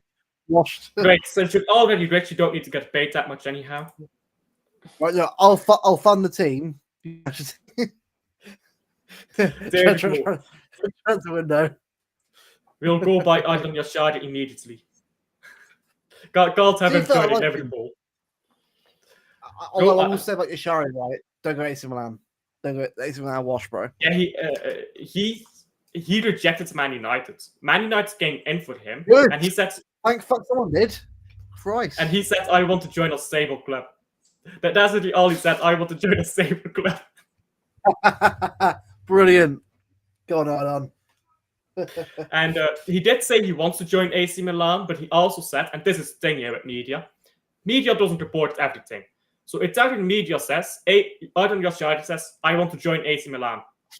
What Italian media doesn't report is that he said in the same sentence, I don't mind staying at Brugge either. So you see how media moves. Yeah. It's angles, isn't it? Angles, sorting the deal, starting the process. Oh, shut up. No one cares. Nobody shit up. I mean, AC Milan just can't afford Adam Yashari. I don't think people realize this is the most talented player I've seen in the Belgian league, and I've been watching since 2006. Like people think he's going to leave for 35 million. I'm sorry, just tell me you don't watch Belgian league. Oh, you guy in your team, Zorhan or whatever, or Zarin? I don't know. What? Never mind. Isn't there that guy, that DM on your team was going to leave, right? What's his name? Jashari. Okay, I don't know where I got Zorhan from. Jashari. Okay, sorry. I was way off on that name. Also, by the way, a big up Rajat, by the way. A big up Rajat, by the way. On that rugby balls. Is it the was it Juventus game, wasn't it? And he obviously went to both games. He went yesterday. Go for it, bro. The Al Hilal one. Big up the chat, guys. Big up the chat. I can't keep up with this, chat. I can't lie. I'm sorry if I'm not getting to every right, Jack, you're a jinx now. You can't go ever again. Guys, we're 8 subs away from 1K. Get out to 1K. Come on. He's getting. Also, subscribe to Ride. Also, get to Ride Jack's channel too. Yeah. Ride Jack, you're the moderator. Put your link in chat. Put your link in chat because you need some subs as well. I got someone saying, by the way, Zidane in, Pep out. What do we say? Zidane in, Pep. What? Zidane? I don't know.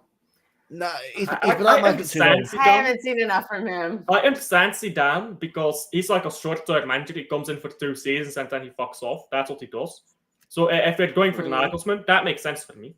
But like, I get it from that aspect of like bridging the gap kind of between. Yeah. Because the guy who follows Pep is gonna have like, that's like throwing lambs to the slaughter. Like, maybe you want to get somebody who kind of doesn't care and is like, yeah, like, but has success. Like, you know, he's won 3 Champions Leagues. I think Zidane's going to France though. I think once Deschamps leaves, it'll go France. PSG probably. But Deschamps will only leave after the World Cup. We'll get Luis Enrique.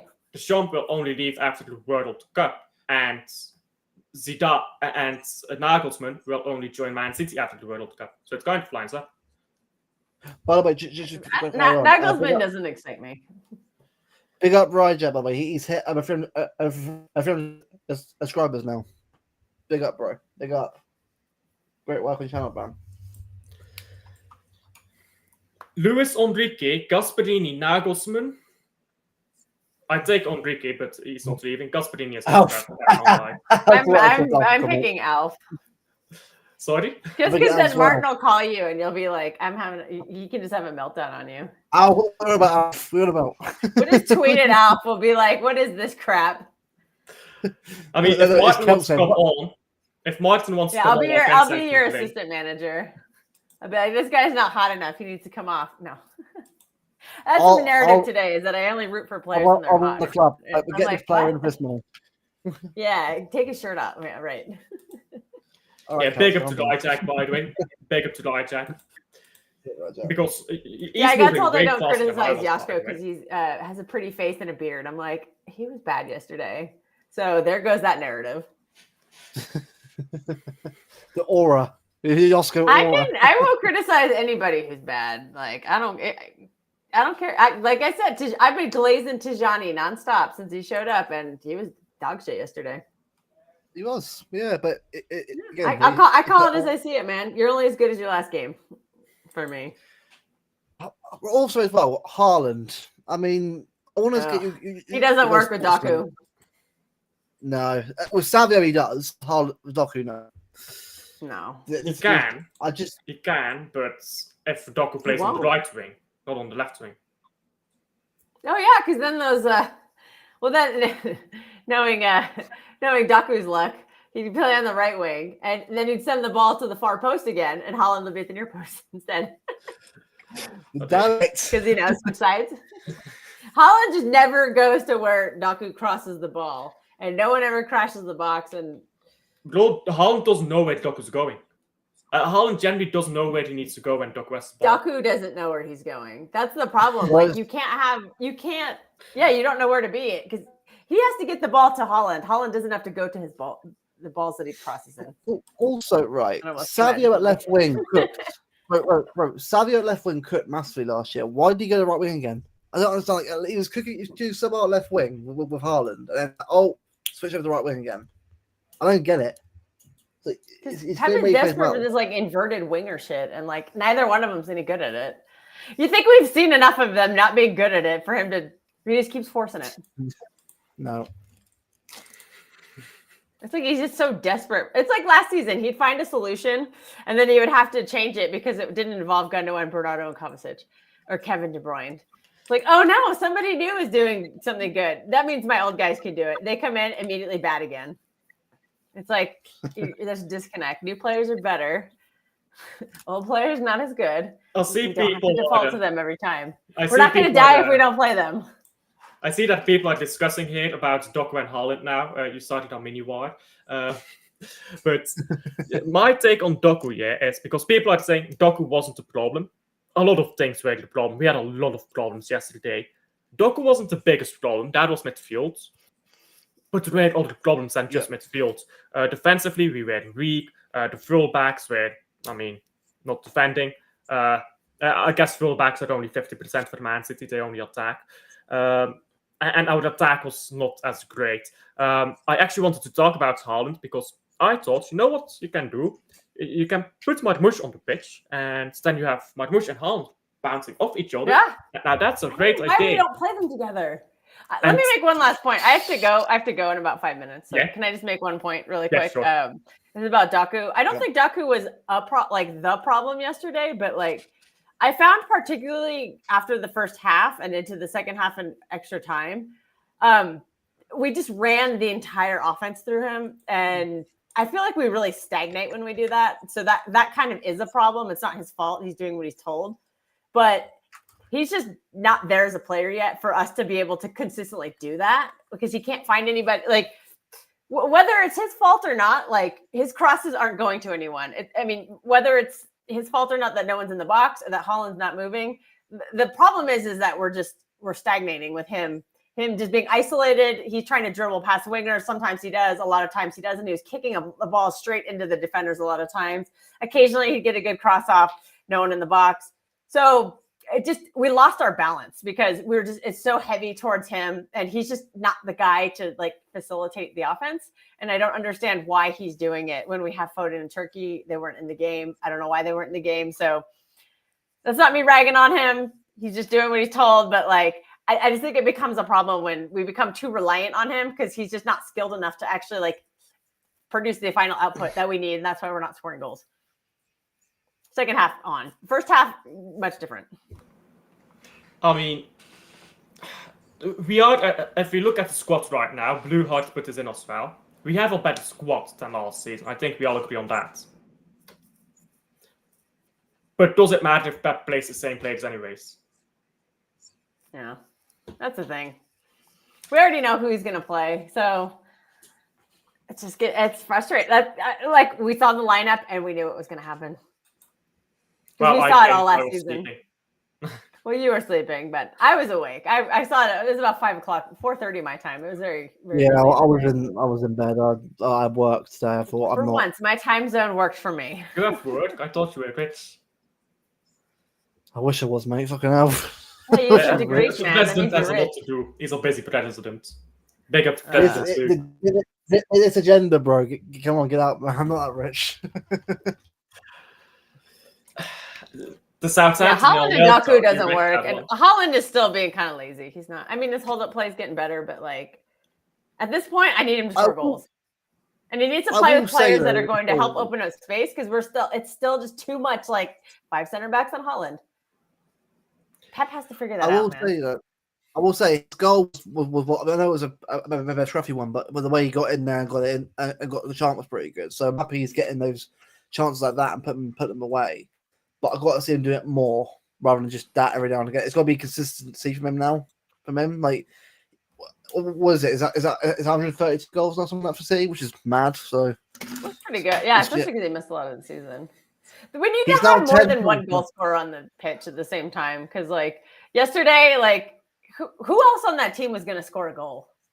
If you had to look at it, the starting lineup, do you think Doku and Savio are going to score a goal against a low block? No. Do you think? Tijani Rangers playing as a 6. Is he going to score a goal? Probably not. Bernardo and Gundo, can you count on either of them? Really? I know they connected for one goal, but like, can you consistently count on that these days? No. I mean, it's a problem we had last season. 1 goal scored, and it's Haaland. And when he doesn't score, we need Marmoush and Haaland. Yeah, he benched Foden and Shaqiri, bro. Yeah, he benched Foden and Shaqiri. By the way, I'm going to ask Galax this first because he has to leave soon. Yeah. I mean, I'll leave after you ask it to me. If you're trying to break down low block, you want to have players who can shoot from distance, right? Foden, Jetke, our 2 best players shooting from distance. Because I saw your tweet, by the way. You were fuming about Foden and Jetke. You were fuming how late they came on. Oh, I was. The whole game I was on Martin's watch along. The entire game I was saying, where's Ryan Turkey? Especially in the second half. I was just, and they were just, They did not like me on the watch along, I don't think. Very polite about it, but I could tell they did not agree with anything I was saying. You're toxic and negative in it. Yeah, clearly. Yes, I'm commenting that something is not working in the game. That is toxic and negative because I know better than Pep. Clearly. I mean, can you be outmanaged? Yes. Yeah, you're old enough to do it as well. Yeah, you're. Oh. Oh. Damn. That hurt. Alfie I was just saying, as manager, I'm only in my 20s. I'm only in my 20s. That's tired, man. Okay, ask your question really quick. I have to log on to work like in 2 minutes. My question was basically, do you think we would have won the game if we had Ryan Cherki and Foden started? I don't think they even had to start. I just think they had to come on before they did. If they come on in the 60th minute, that might be enough time to win the game. But instead, we brought on 2 center backs and a DM. If you had brought those 2 on instead and just gone for it, I think so. I think in low block games, sometimes you need to save Doku for as being a substitute against tired legs. I don't know about him starting, especially when you can see it's not working. I think we just waited way too long to bring the subs on, like always. But that's been a Pep issue for years. That's nothing new. But it is. If Turkey and Foden had come on in the 65th minute, I think we win. I don't think we go to extra time. I think we win the game. Yeah. Because they immediately came on. I'm so impressed with how quickly those two have kind of developed some chemistry. I know it's not perfect yet, but it's very encouraging. Yeah. And I'm really hoping they're the ones starting at Wolves. So we'll find out. But anyways, I got to go, guys. Bye. Thanks for having me. Thank you for coming on, Cal. There you go. And now it's just me and the president of... What country are you president of, by the way? Do you know what? Fuck it. Norway. President of Norway. Norway. Come on. Can you tell? Every game. Can you make sure Antonio Nusa no longer gets called up for the national team? I hate that bastard. I like him, so fuck yourself. The Norwegian Neymar. That's what he is. Norwegian Neymar. Nah, you know why I hate Antonio Nusa? Because he was so good when he first arrived at Club Brugge. Then he got agreements with Leipzig, and he stopped playing. Like, he just stopped playing. He stopped running because he didn't want to get injured. He took the piss, bro. He literally took the piss. Sometimes he would just stand there, watch a player run past him, and I was like, bro, fuck off. It was so bad.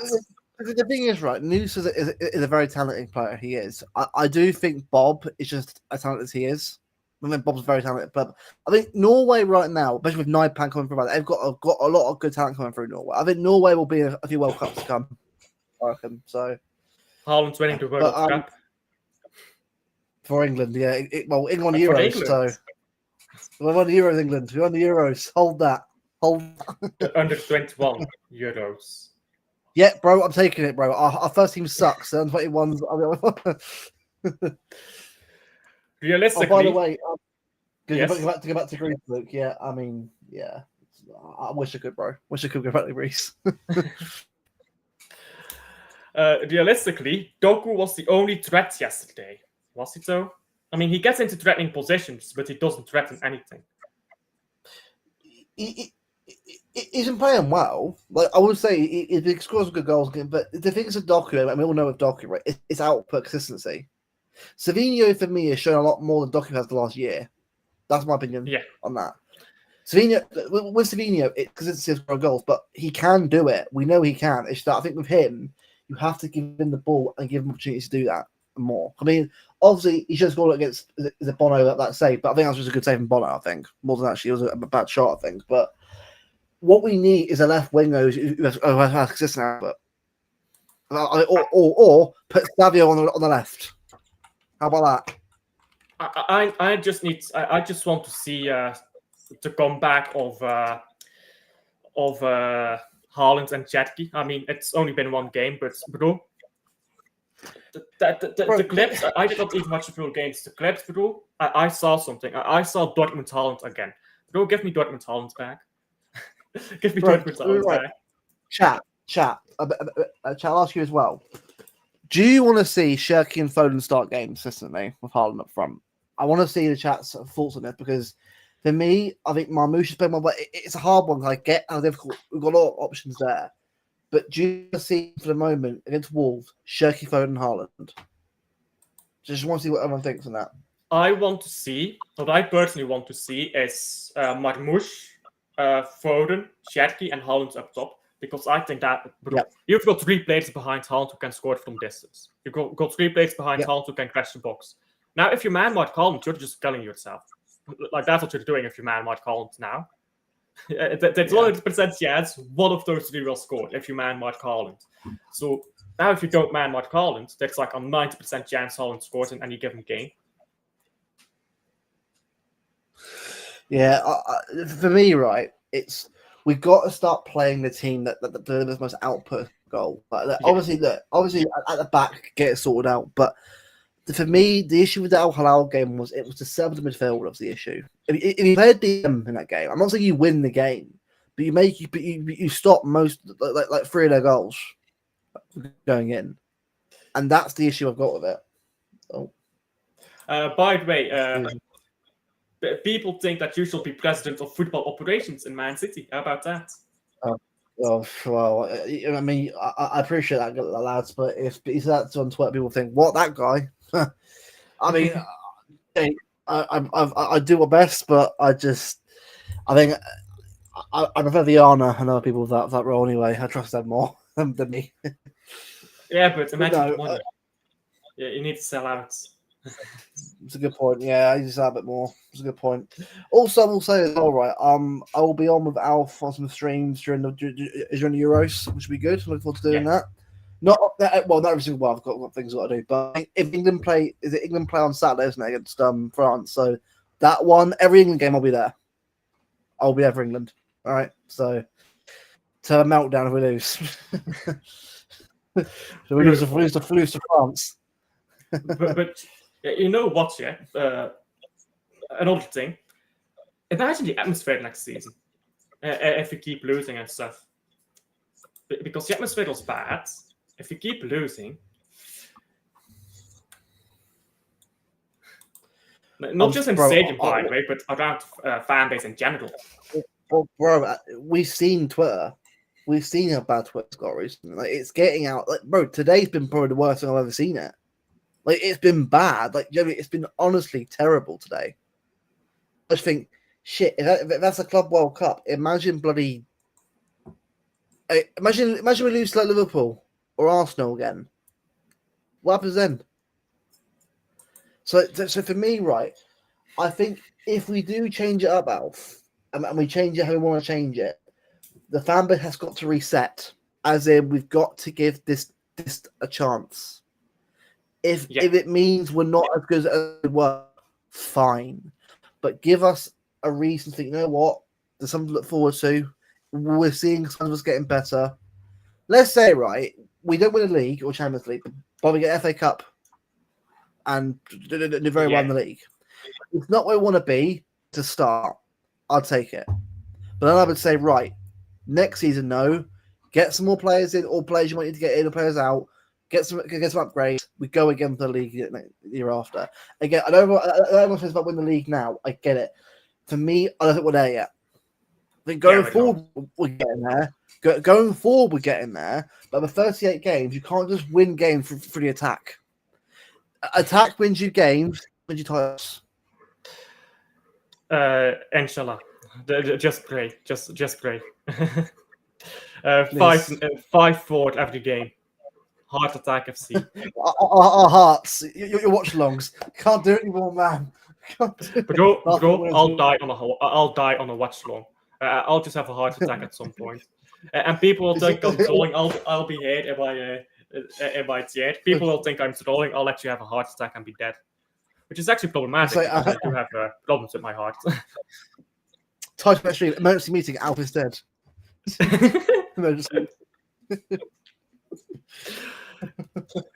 Maybe people will meme about me the way people meme about Carl Walker.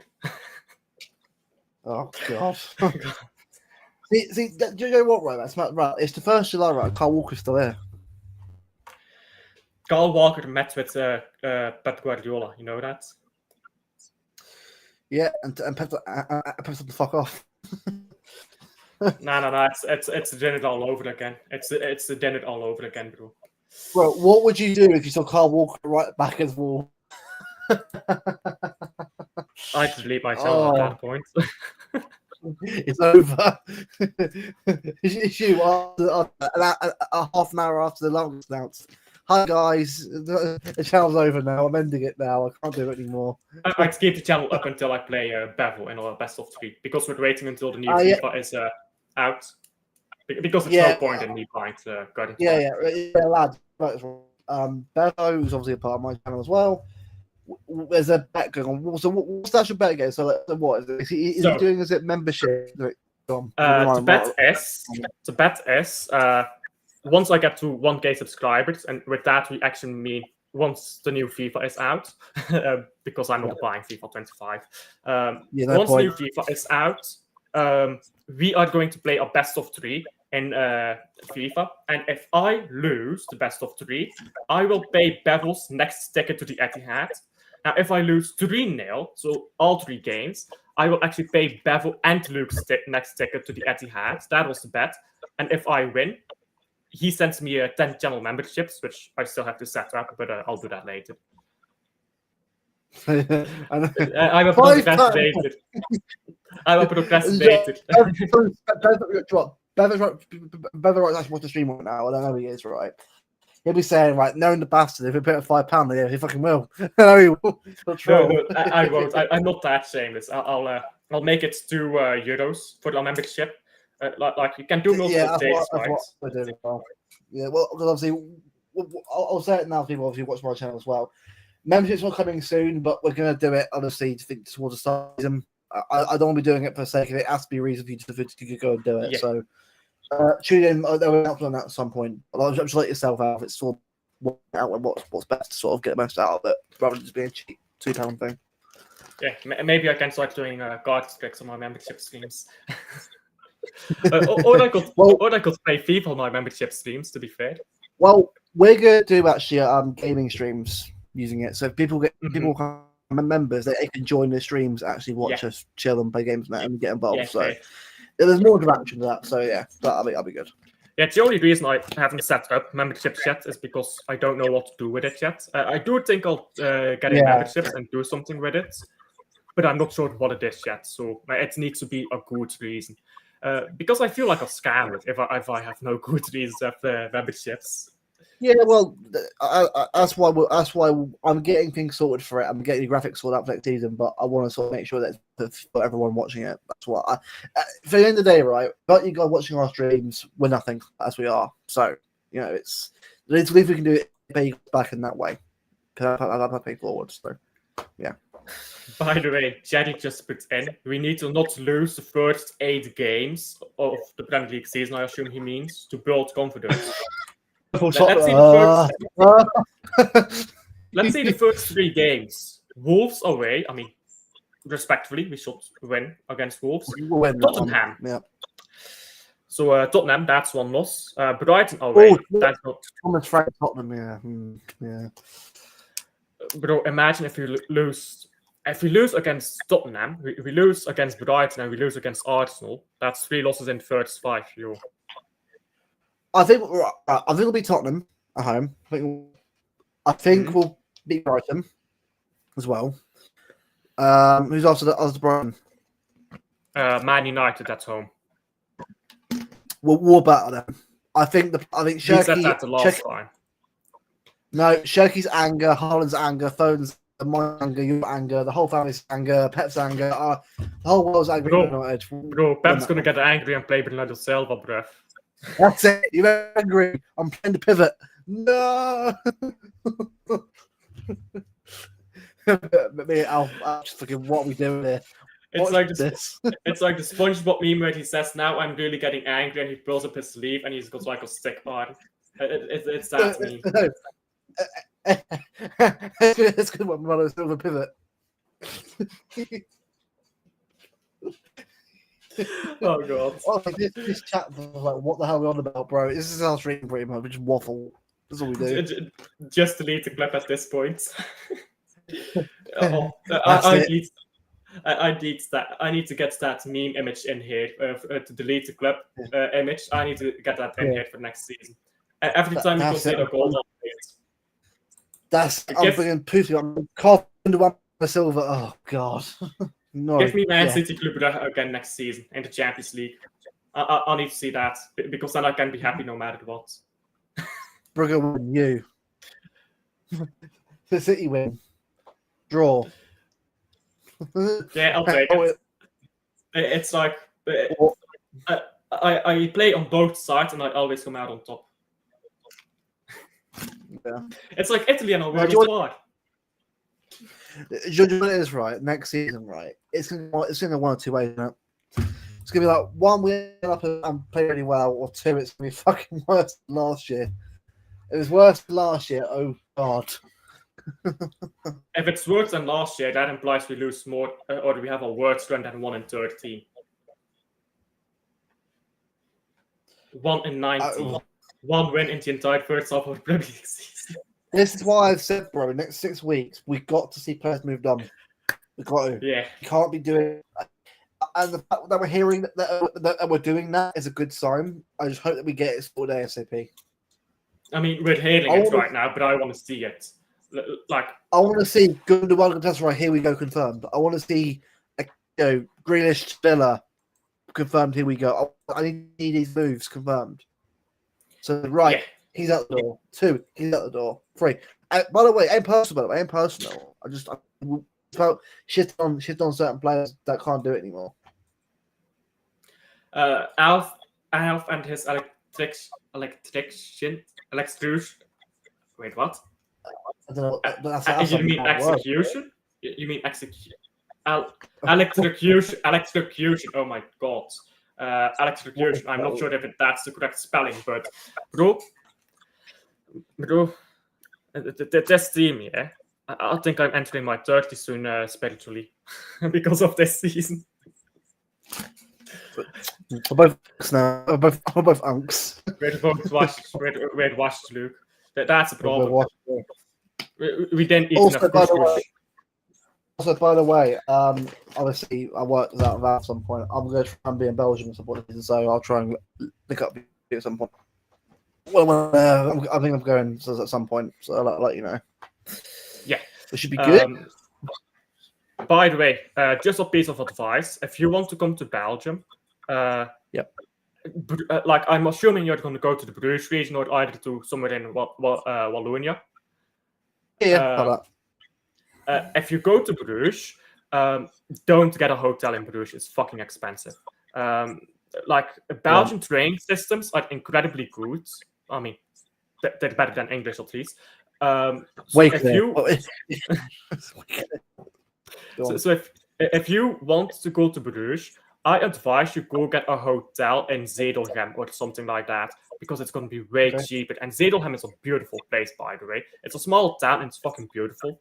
Torhout as well, but Torhout is a bit far away. And Torhout is full of drug dealers. Like it's kind of known for that. No offense to Torhout, no offense to anyone from Torhout, but I mean that is what you are known for. Yeah, it's just, you know what I mean? I think, like, for me, obviously, I'm doing a bit more European stuff next year. I'm trying to go. I'm gonna probably go to Naples to watch Napoli at some point as part of my trips and that. So I'll be to watch you play, to watch Kev play. Well, it's gonna be weird, right? Seeing Kev play in a sky blue shirt but not us. It's gonna be weird seeing next year. But I mean, technically, Genk, if you want to be very liberal here, it's also blue. A different sky blue shirt to see. Let's say that. Yeah. Although I will say though, right? I think next season, in terms of, I can't predict anything yet because I need to see what we do this month before I decide. Because I think in August, obviously, I'll do my predictions. I'll get you on as well with me, and we'll have a chat about that. I can't decide yet because it's still very early days still. But I think in terms of players brought in, I'm very, very happy with it. Players are out, not so much. Obviously, I haven't started yet, but I think I want to see where we are come end July.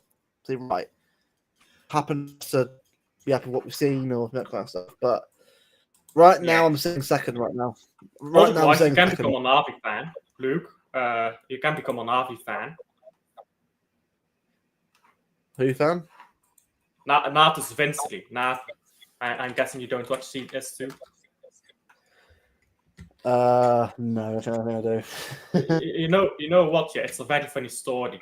So we won the major, which is like, it's like the World Cup, and then we won the World Cup. But the World Cup is like more like the Champions League, really. So it's a bit weird. But we won the major, then we won the World Cup, then we won the ESL Pro League, which is like one of the top competitions. Then we won the IEM Intel Masters, which is one of the top competitions as well. And then we completely vanished in the next major. It's so wild. And you know what, yeah? I've got a conspiracy theory. I was at the final in Stockholm to watch that major where Natus Vinstry played and we won our first major. I was in Copenhagen in the final and we won.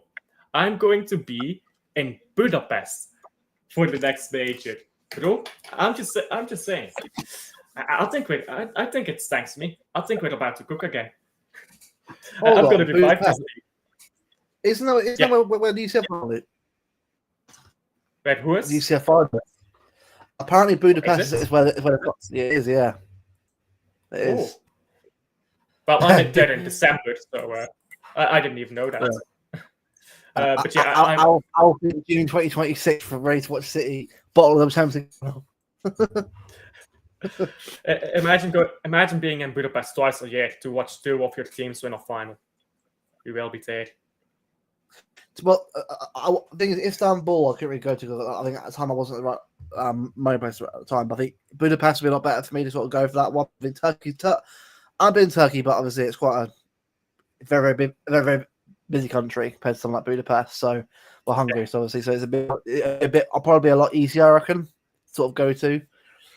Obviously, it depends on what you get in there. So I wanted to go to Istanbul as well, but the problem was, like, I didn't have the money at the time, and I could have gone actually, but I had to pay like something for my studies as well, and I didn't want to take out a loan because like that's just stupid. So I decided not to go. But Istanbul is a place I've wanted to go to for a long time, and I thought this is a great opportunity.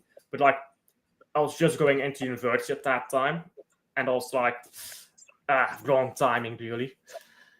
Still great we won it, though.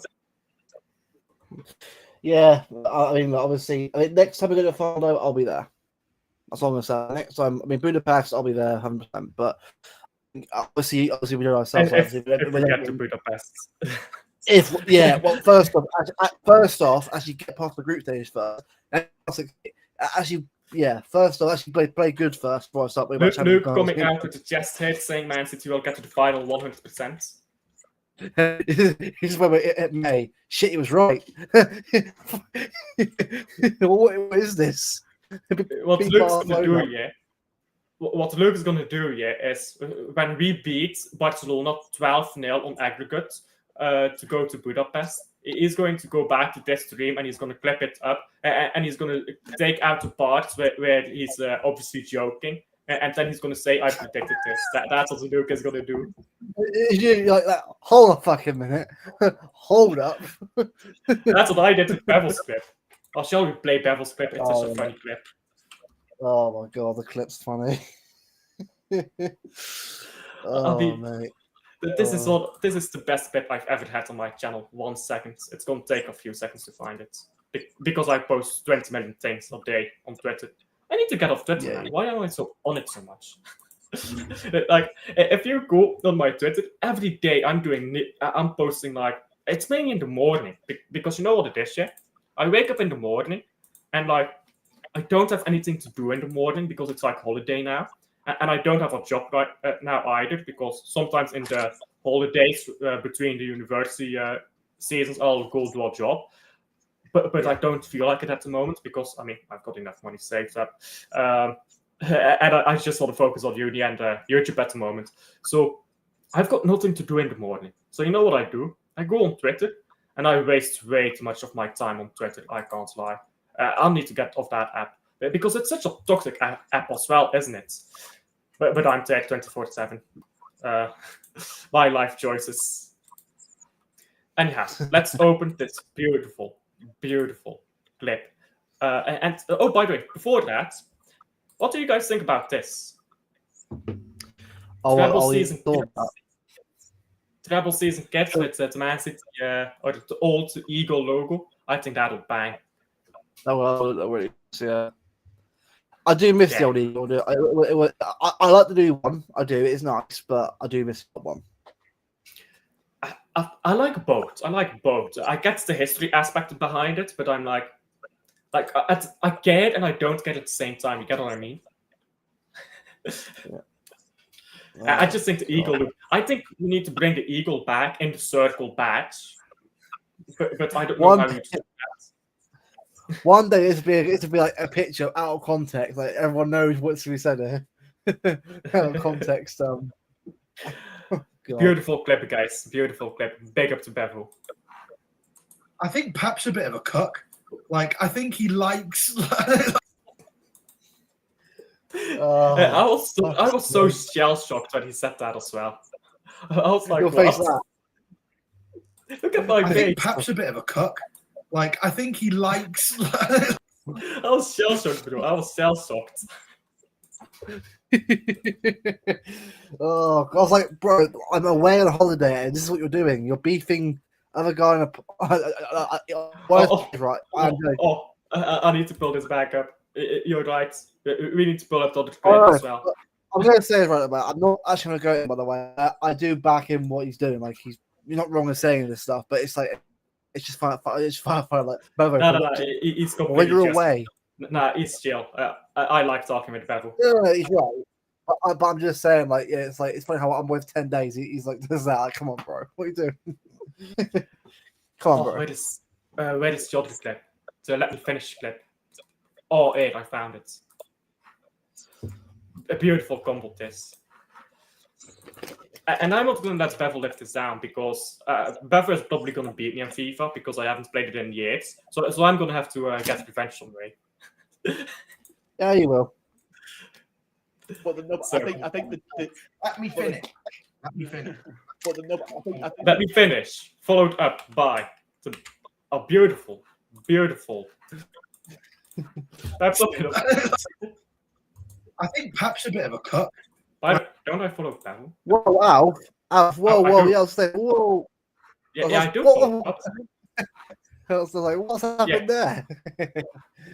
Twitter was bugging out. I just saw that. Yeah. Twitter is bugging out. Yeah. I love by the way.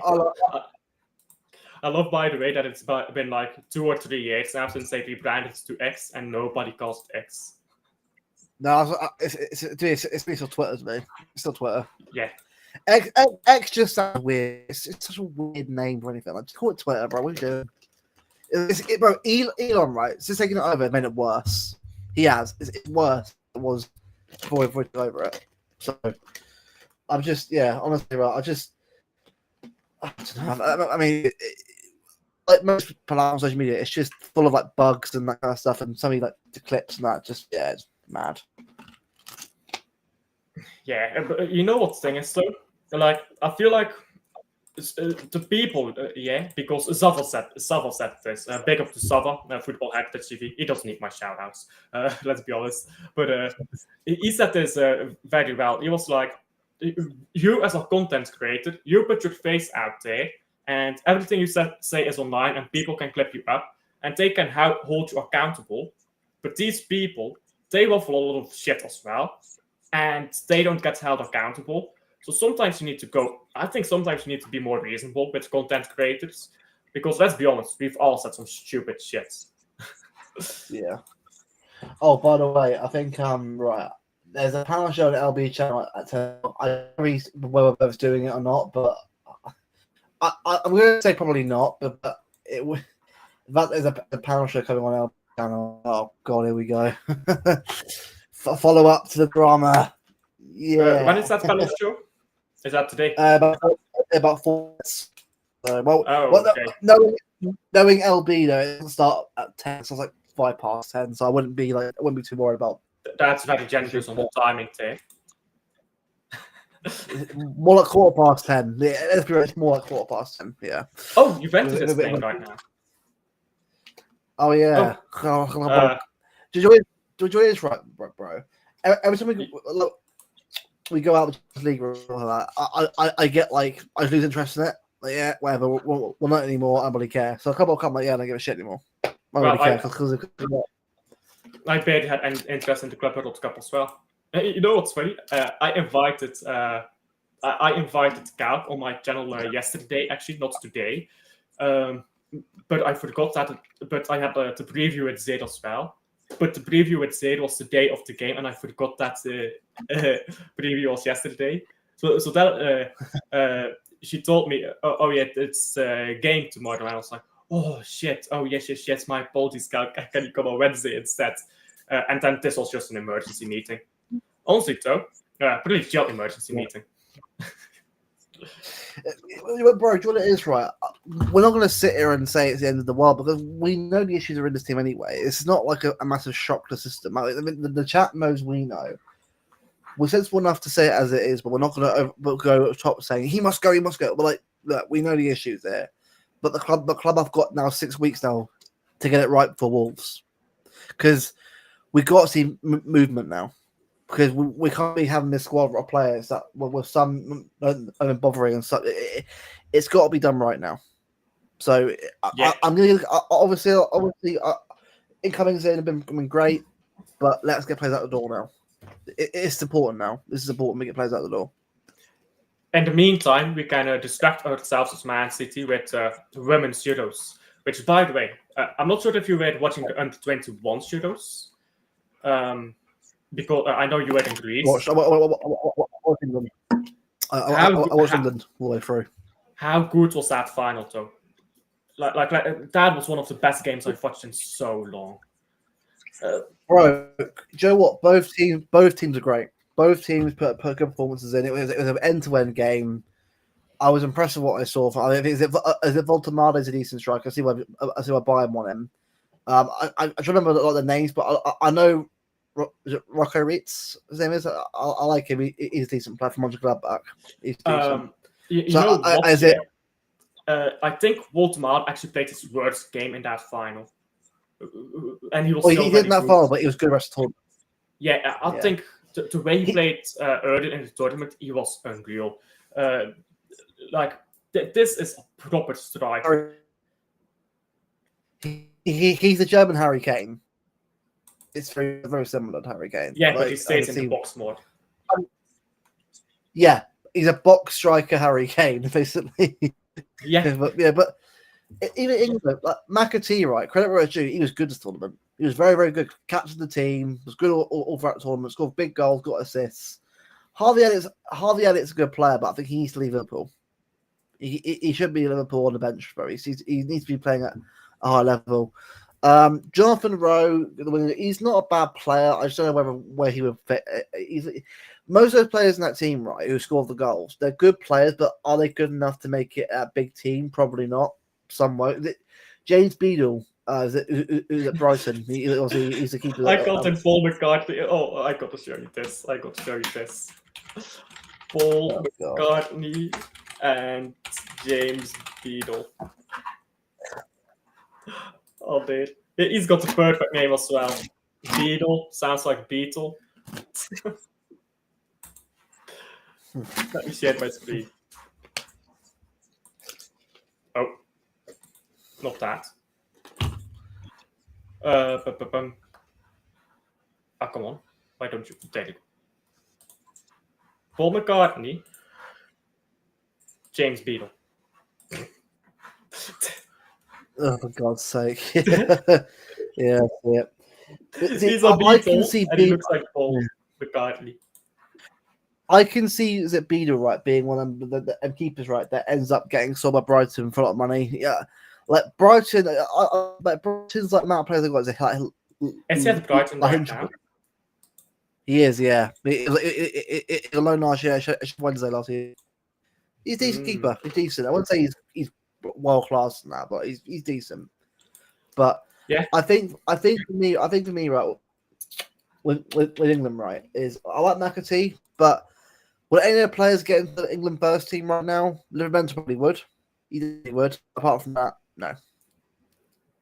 The rest of them really wouldn't do. Because the issue is that our main team is full of stars. Like I think current Phil Foden does well at England with Bellingham and Palmer would do very well. The issue with England, as we all know, is England at the back. We've got talented players. No one questions that at all. The issue we've got is finding the right system to play and also having a team that works. I'll tell you right now, when you do a World Cup, and by the way, right, I'll say this now: when you do World Cup watch-alongs, right, and England there, I'll tune in with you. I'm doing with you, right. I'm going to say it as it is with England, right. We will struggle. Cool. Bro, you're going to be boring again. I can't say. Yeah. We will be there, though. I will watch every World Cup game, but it's about to be a board fest, and it's. When's the last time it was? I mean, 2022 was a good World Cup, but I feel like 2018 was not a good World Cup. 2014 was a good World Cup. I don't think 2010 was that good as a World Cup. No, I think Portugal. I think for me, it's Portugal or Spain to me when the World Cup. No. Portugal or Spain. Yeah. Cristiano Ronaldo World Cup, yalla. That's what I mean. That's what I just feel like there's some sort of scripts there going on there. Like Argentina, you knew straight away they're winning this. It's Juju there. It's Juju. Look, England, right? I'm going to say it right now. England will not win the World Cup for the next 10, 15 years, even more than that. The issue England got is up here. The mentality of the FA sucks. They're all about, can't do that. You're about the team 9-0. That's not fucking right. The fuck are you on about? 9-0 isn't good enough. The mentality of English media, bro, is poor. It's shocking. English media is like, you know what this is? You've got media like that in the rest of the world, but in the rest of the world, people don't give a fuck about media because they realize it's stupid. And I feel like maybe I'm wrong. I feel like English people listen way too much to public media. Yeah. But for the women's shows, I'll just be sending you the link before every game. Yeah. If you can't join, that's fine. But I won't probably say. I won't promise I'll be at every single one. But if I'm ever home doing nothing, I'll message you. I'll say I'm on. But again, what I'll probably do is some games I'll probably watch with my mum. So I'm watching you. So because my mum, me and mum watched like anyway. Because Joe, my mum was the one that got into football. So the women's game is something that we and her watch together a lot anyway. So and my cousin plays it. Well, she's like 8 years old and is really good at it right now. So she's doing really good. So hopefully, the way it's going at the moment, she's looking at getting into Southampton Academy. So that's quite cool. So again, you never know. City one day. I mean, she likes football. Her brother and her like City because of me. So there's already a connection in the family already. So I've got siblings, but like, when I have kids, they'll probably be like City fans. So it's already started in the family. Has the Man City women's team ever won the Champions League? Have not. No, we have not. Arsenal. Your little sister has a job to do. Cousin, not sister. I've got cousin. Cousin. Yeah, bro, make the final. 40-year-old girl, fuck. But no, honestly, right. I would love it. I'd love if they did that. I'd love it. My cousin actually also plays football. He's actually been on channel a few times. My cousin plays football as well. And you know what? I talked to him about it because he's like 6-7 years old now, and he's very smart. He's way smarter than average kids his age. And Dave don't like you test on him. He's way smarter than an average kid of his age. So sometimes it feels like you're talking to a 10-year-old, and he's like 6. And I was talking to him about football, and he was like, yeah, professional football looks cool, but I don't think I would enjoy the lifestyle. And I was like, bro, you're 6. Why are you thinking about this? He's so shockingly intelligent. I feel like talking to him, I'm like, bro, am I just stupid or what? I feel like I'm stupid next to a 6-year-old. Sometimes it's wild how smart people can be.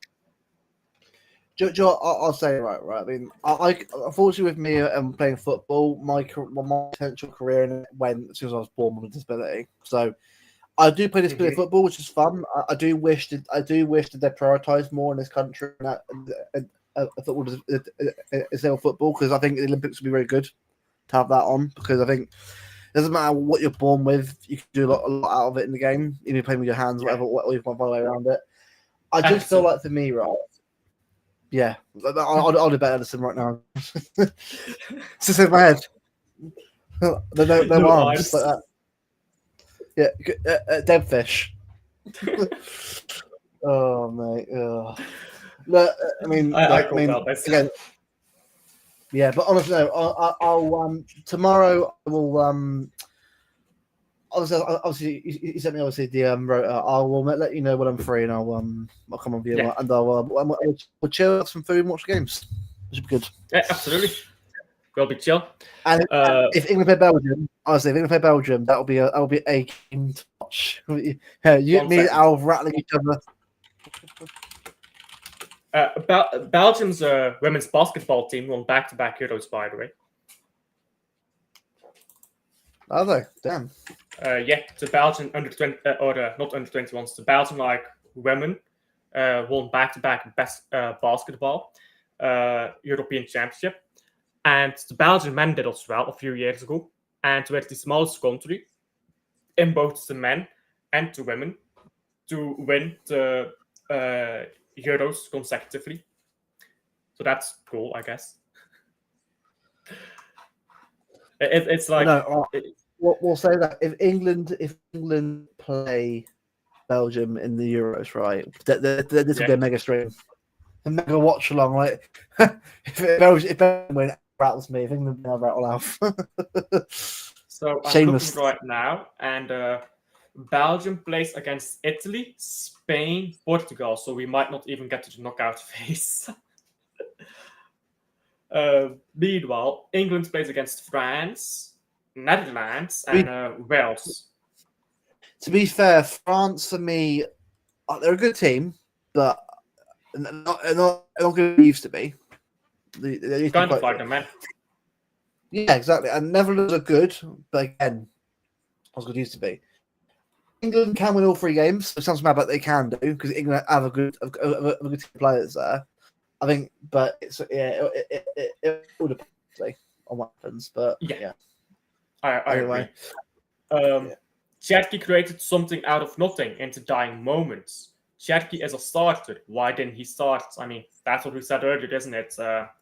He needs to start these games. So when you're trying to break down on the block, you want someone who can score from a distance, who can create all of this. And I mean, Bernardo Silva is not that person. Yeah.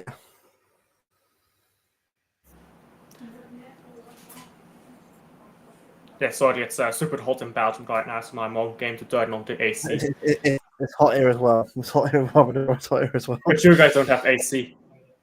No. And what? Why don't you have AC? Why don't you have AC in England? Well, know why? Because we're not used to having hot weather, so our houses are not built for that.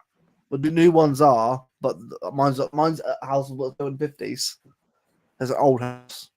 Yeah, but my well, not my house. My parents' house was built like in the 1980s, I believe. But you just renovate the house and put in an AC. Yeah, well, England's thinking hurts, right? England's thinking hurts. It's right. But then again, that's been the last 10 years. So yeah, England's thinking hurts. Look in the mirror, Pep. Look in the mirror. Big up, by the way, to Cypher, because big up to Cypher, yeah, because he's been subscribed to me since I think I had 50 subscribers, and he first commented on one of my videos. So I mean, I don't comment on this too much, but I notice when people are around for a long time, it's not in what streams that much, but he tends to comment on the streams as well. So big up to you. Yeah. Pep needs to introspect sometimes. I feel like he's not learning from his mistakes, is he? No, he's not. And I think for me, right, this is why I think it's important we get players out the door. Yeah. Like, Because I think Pep himself needs to realise that it's just not going to work with some of these players, and that's fine. Like, I understand his trust them. I do understand that.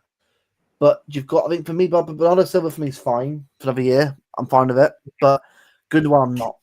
Gundogan, I mean, I'm not. I'm sorry, Al-Ain cannot fool me.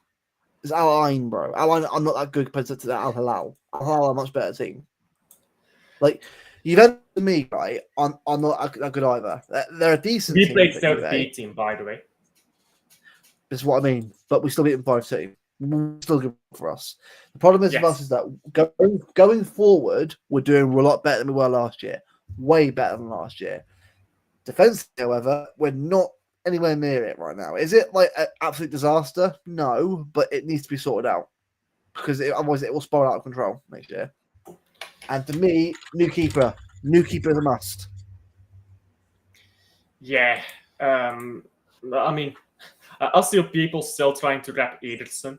Like, no, give up. Ederson, I love Ederson. First time here. I think he's been brilliant. I think in treble he was great. Yeah, especially in the final, did a very good job. And I'll try know what that me and Alpha when he does go. I wish him all the best. He's been an absolute hero for us this last 10 years. He needs to go to Saudi and get rich. That's what he needs to do. And bring me Chevalier, bring me Costa, one of them two. Bring me them two, and we go again. There's extra goalkeeper, but I need to check his age first. Jadi the Busser. He's 25, so he's not that old. There's a goalkeeper called Jadi the Busser, and bro is incredible shot stopping wise. He plays in Eredivisie, so it's different, of course. But I want to see this Jadi the Busser guy. By the way, this is the greatest shout you've ever heard. If you go by the Busser, who plays for the Go Ahead Eagles, that's the greatest shout of all time. You might as well call me God at that point. I mean, I'm doing debates now, so I can have the Jesus look. So might as well, but he's a proper shot stopper. I tell you, I've never seen a goalkeeper stop shots like that in a final, with one exception, and that's Courtois. Oh yeah, I just. The thing is, right, I've got to ask the question though. Let's say we do get a right back in. Let's say we do get a goalkeeper. Let's say we do get what everyone wants to sort it out. Can we trust people to be patient? Because that's what I've got to ask him, mate. Because, look, I'm patient. So if we see improvement, I'm patient. I can be. But the problem is, this fan base and the way they've reacted to certain things, I get it because it hasn't really gone well. But when we've got things that have got the right players in, I'll be given enough time.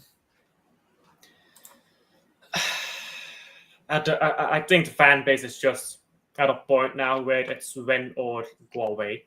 And I mean, I was backed out all the way back in Feyenoord. So, I mean, I don't think there's a point in sacking Pep now because you've already given him his rebuild. What's the point in sacking him now? But yeah. I thought, like, we need to be comfortable with having conversations. I mean, it's called the Socratic method. Have conversations, challenge what you actually believe. But that goes both ways. You can't just say, oh, sack this guy, sell this guy just because they played one bad game.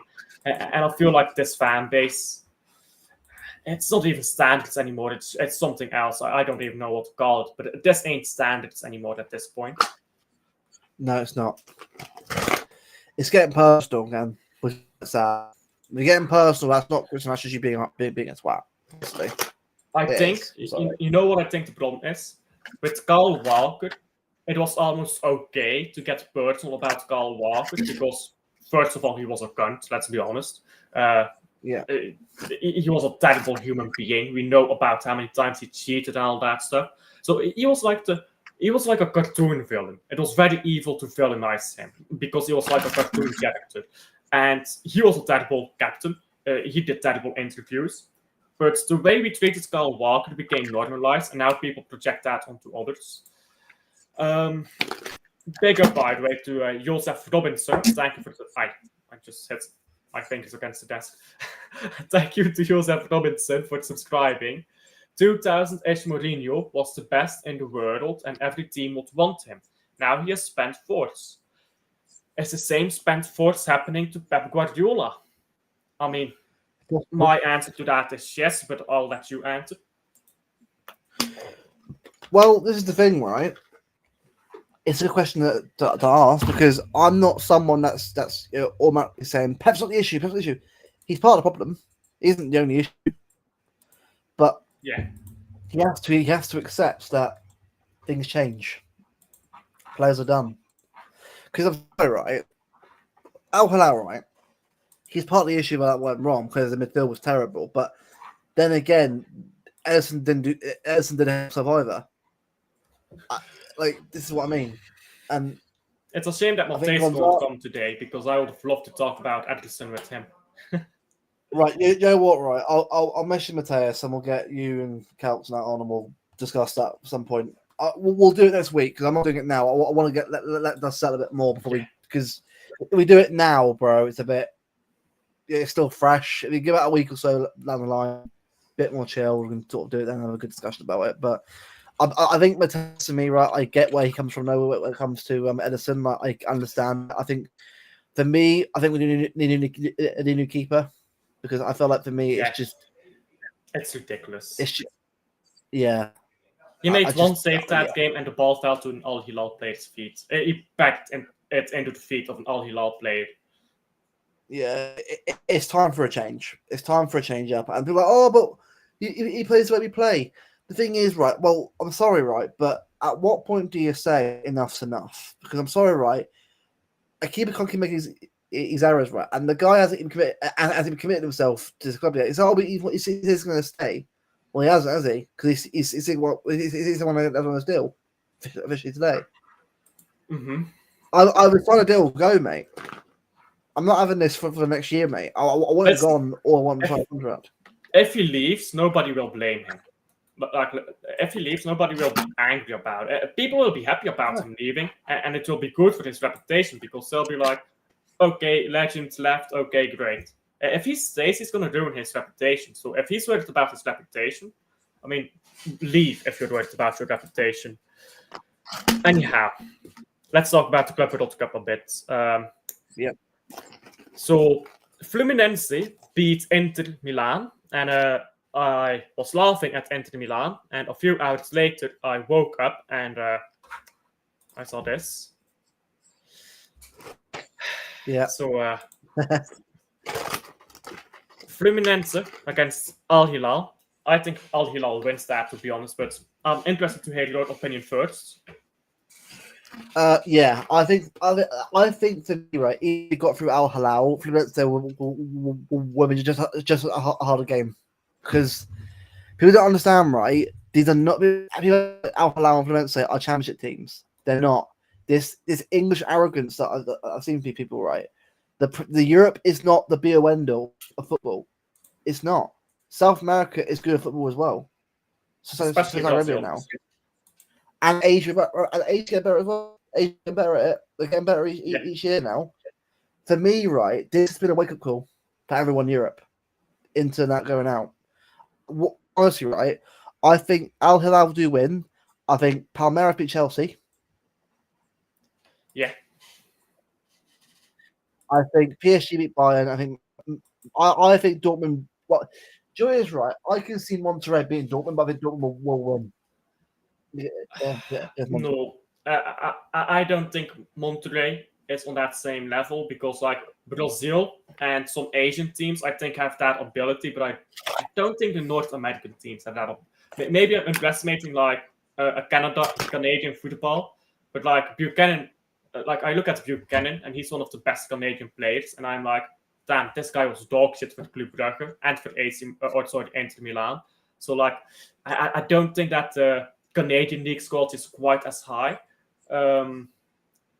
So I don't think Dortmund should be losing. Dortmund is also rebuilding, to be fair to them. They're going to have a proper rebuild. So I actually think they'll be good again next season. I'm interested to see Dortmund next season. Yeah. I just think for me, right, I'm not panicking at where we are. I think Al Hilal are actually not an easy team to play against. I mean, I've been Madrid themselves. Yeah. I think this World Cup for me has opened people's eyes to how good South American football actually is. I mean, I love South America. I love Brazil football. Brazil, it's great. Yeah. Because like you and me, we don't sit here and glaze European football because European football is not this beast it used to be. It's not anymore. It used to be years ago, but it's not like. This is why I think this World Cup thing is a good idea in a way because it gives you an idea to sort of see how other teams are. Yeah, and big up the Brazilian team so far. Are very good to watch. Yeah, I think that a lot of European teams also then place enough respect on the Brazilian teams. But that isn't to say that they then deserve to advance. But you look at Bayern München, how they played against Flamengo with a lot of respect, a lot of dignity, with the desire to win, because that's just Bayern München culture. They always respect their opponent, and the way they show respect is by battering them. I mean, if they're playing someone in the cups, like a fifth division team, they'll score 10 because that's because in Germany, because this is where the German culture is different.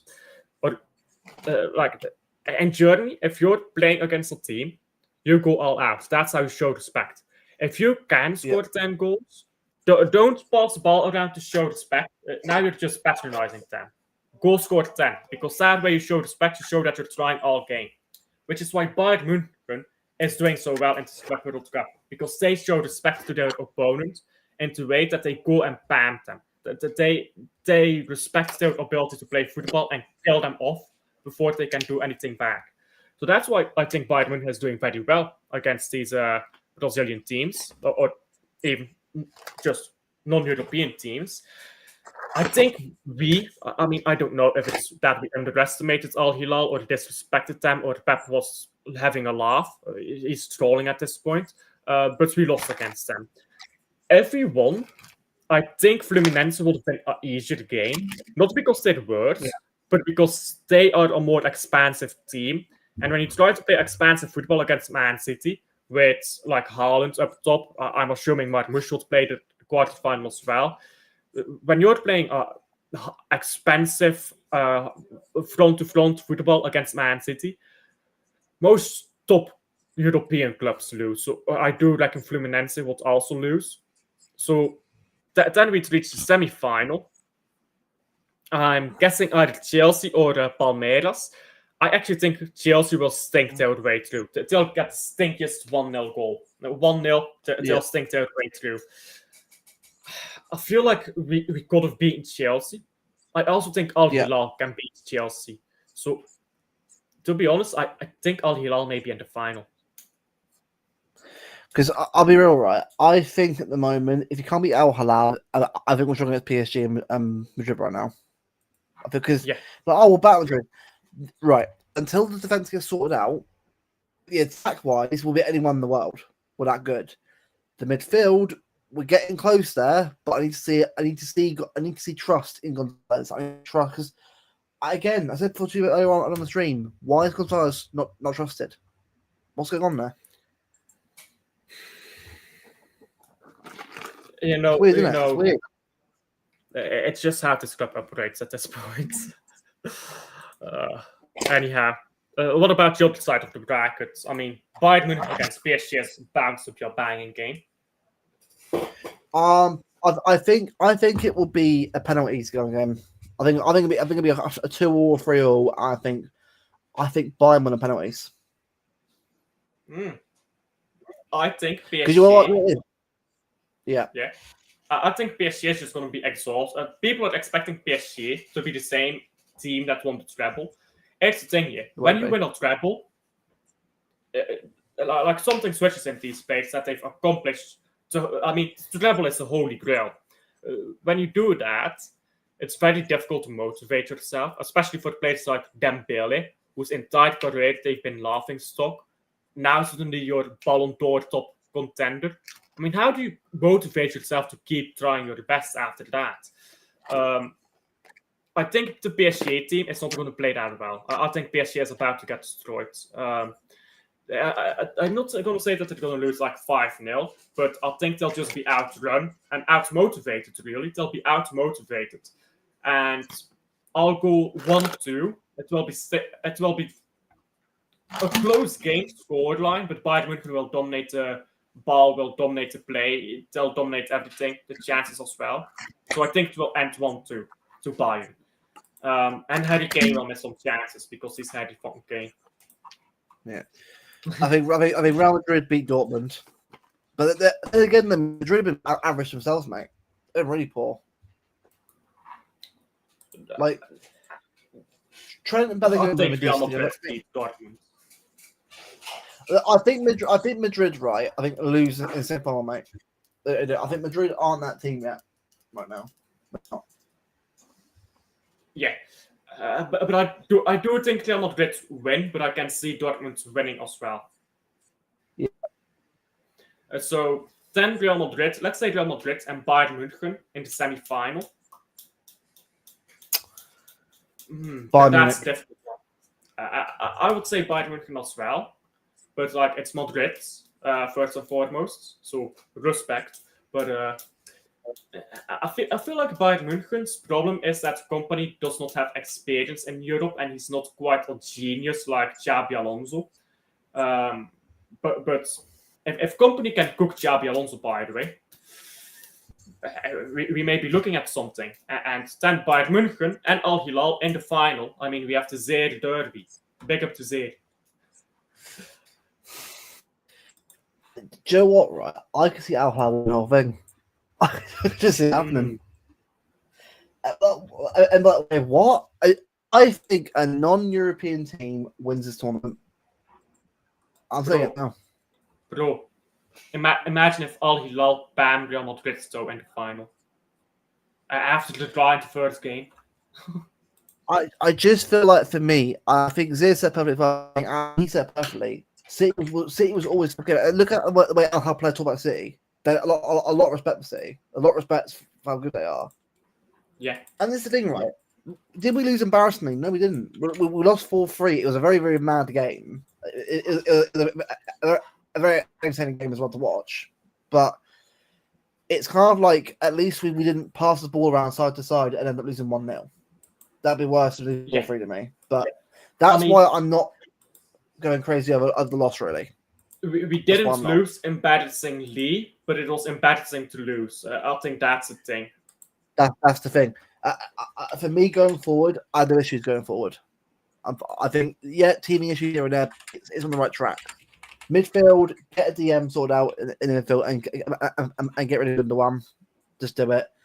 And once we sort a few things out, it'll be fine. I'm not getting carried away or what worrying about. I think it's all on VR now to go to certain players and get a shift on that. I think this rebuild won't be done now. I reckon for the next 2 years.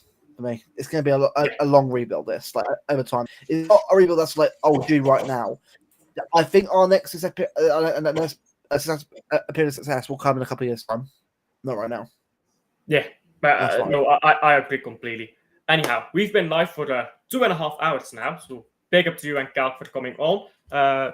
1 second, let's see how many views we got. That's always interesting to see as well. Jesus Christ, we got 520 views. 520 views and 8 minutes of average watch time. That's great. That's great. So yeah, everyone. Big up for everyone in here. Thank you for everyone who was in, everyone in chat and stuff. Don't leave yet, because we will redirect to, let's see, who's live right now. Patrick is live, so Alfred, we'll redirect there, and I'll see you guys on the next one. Bye. Bye. Leuk voor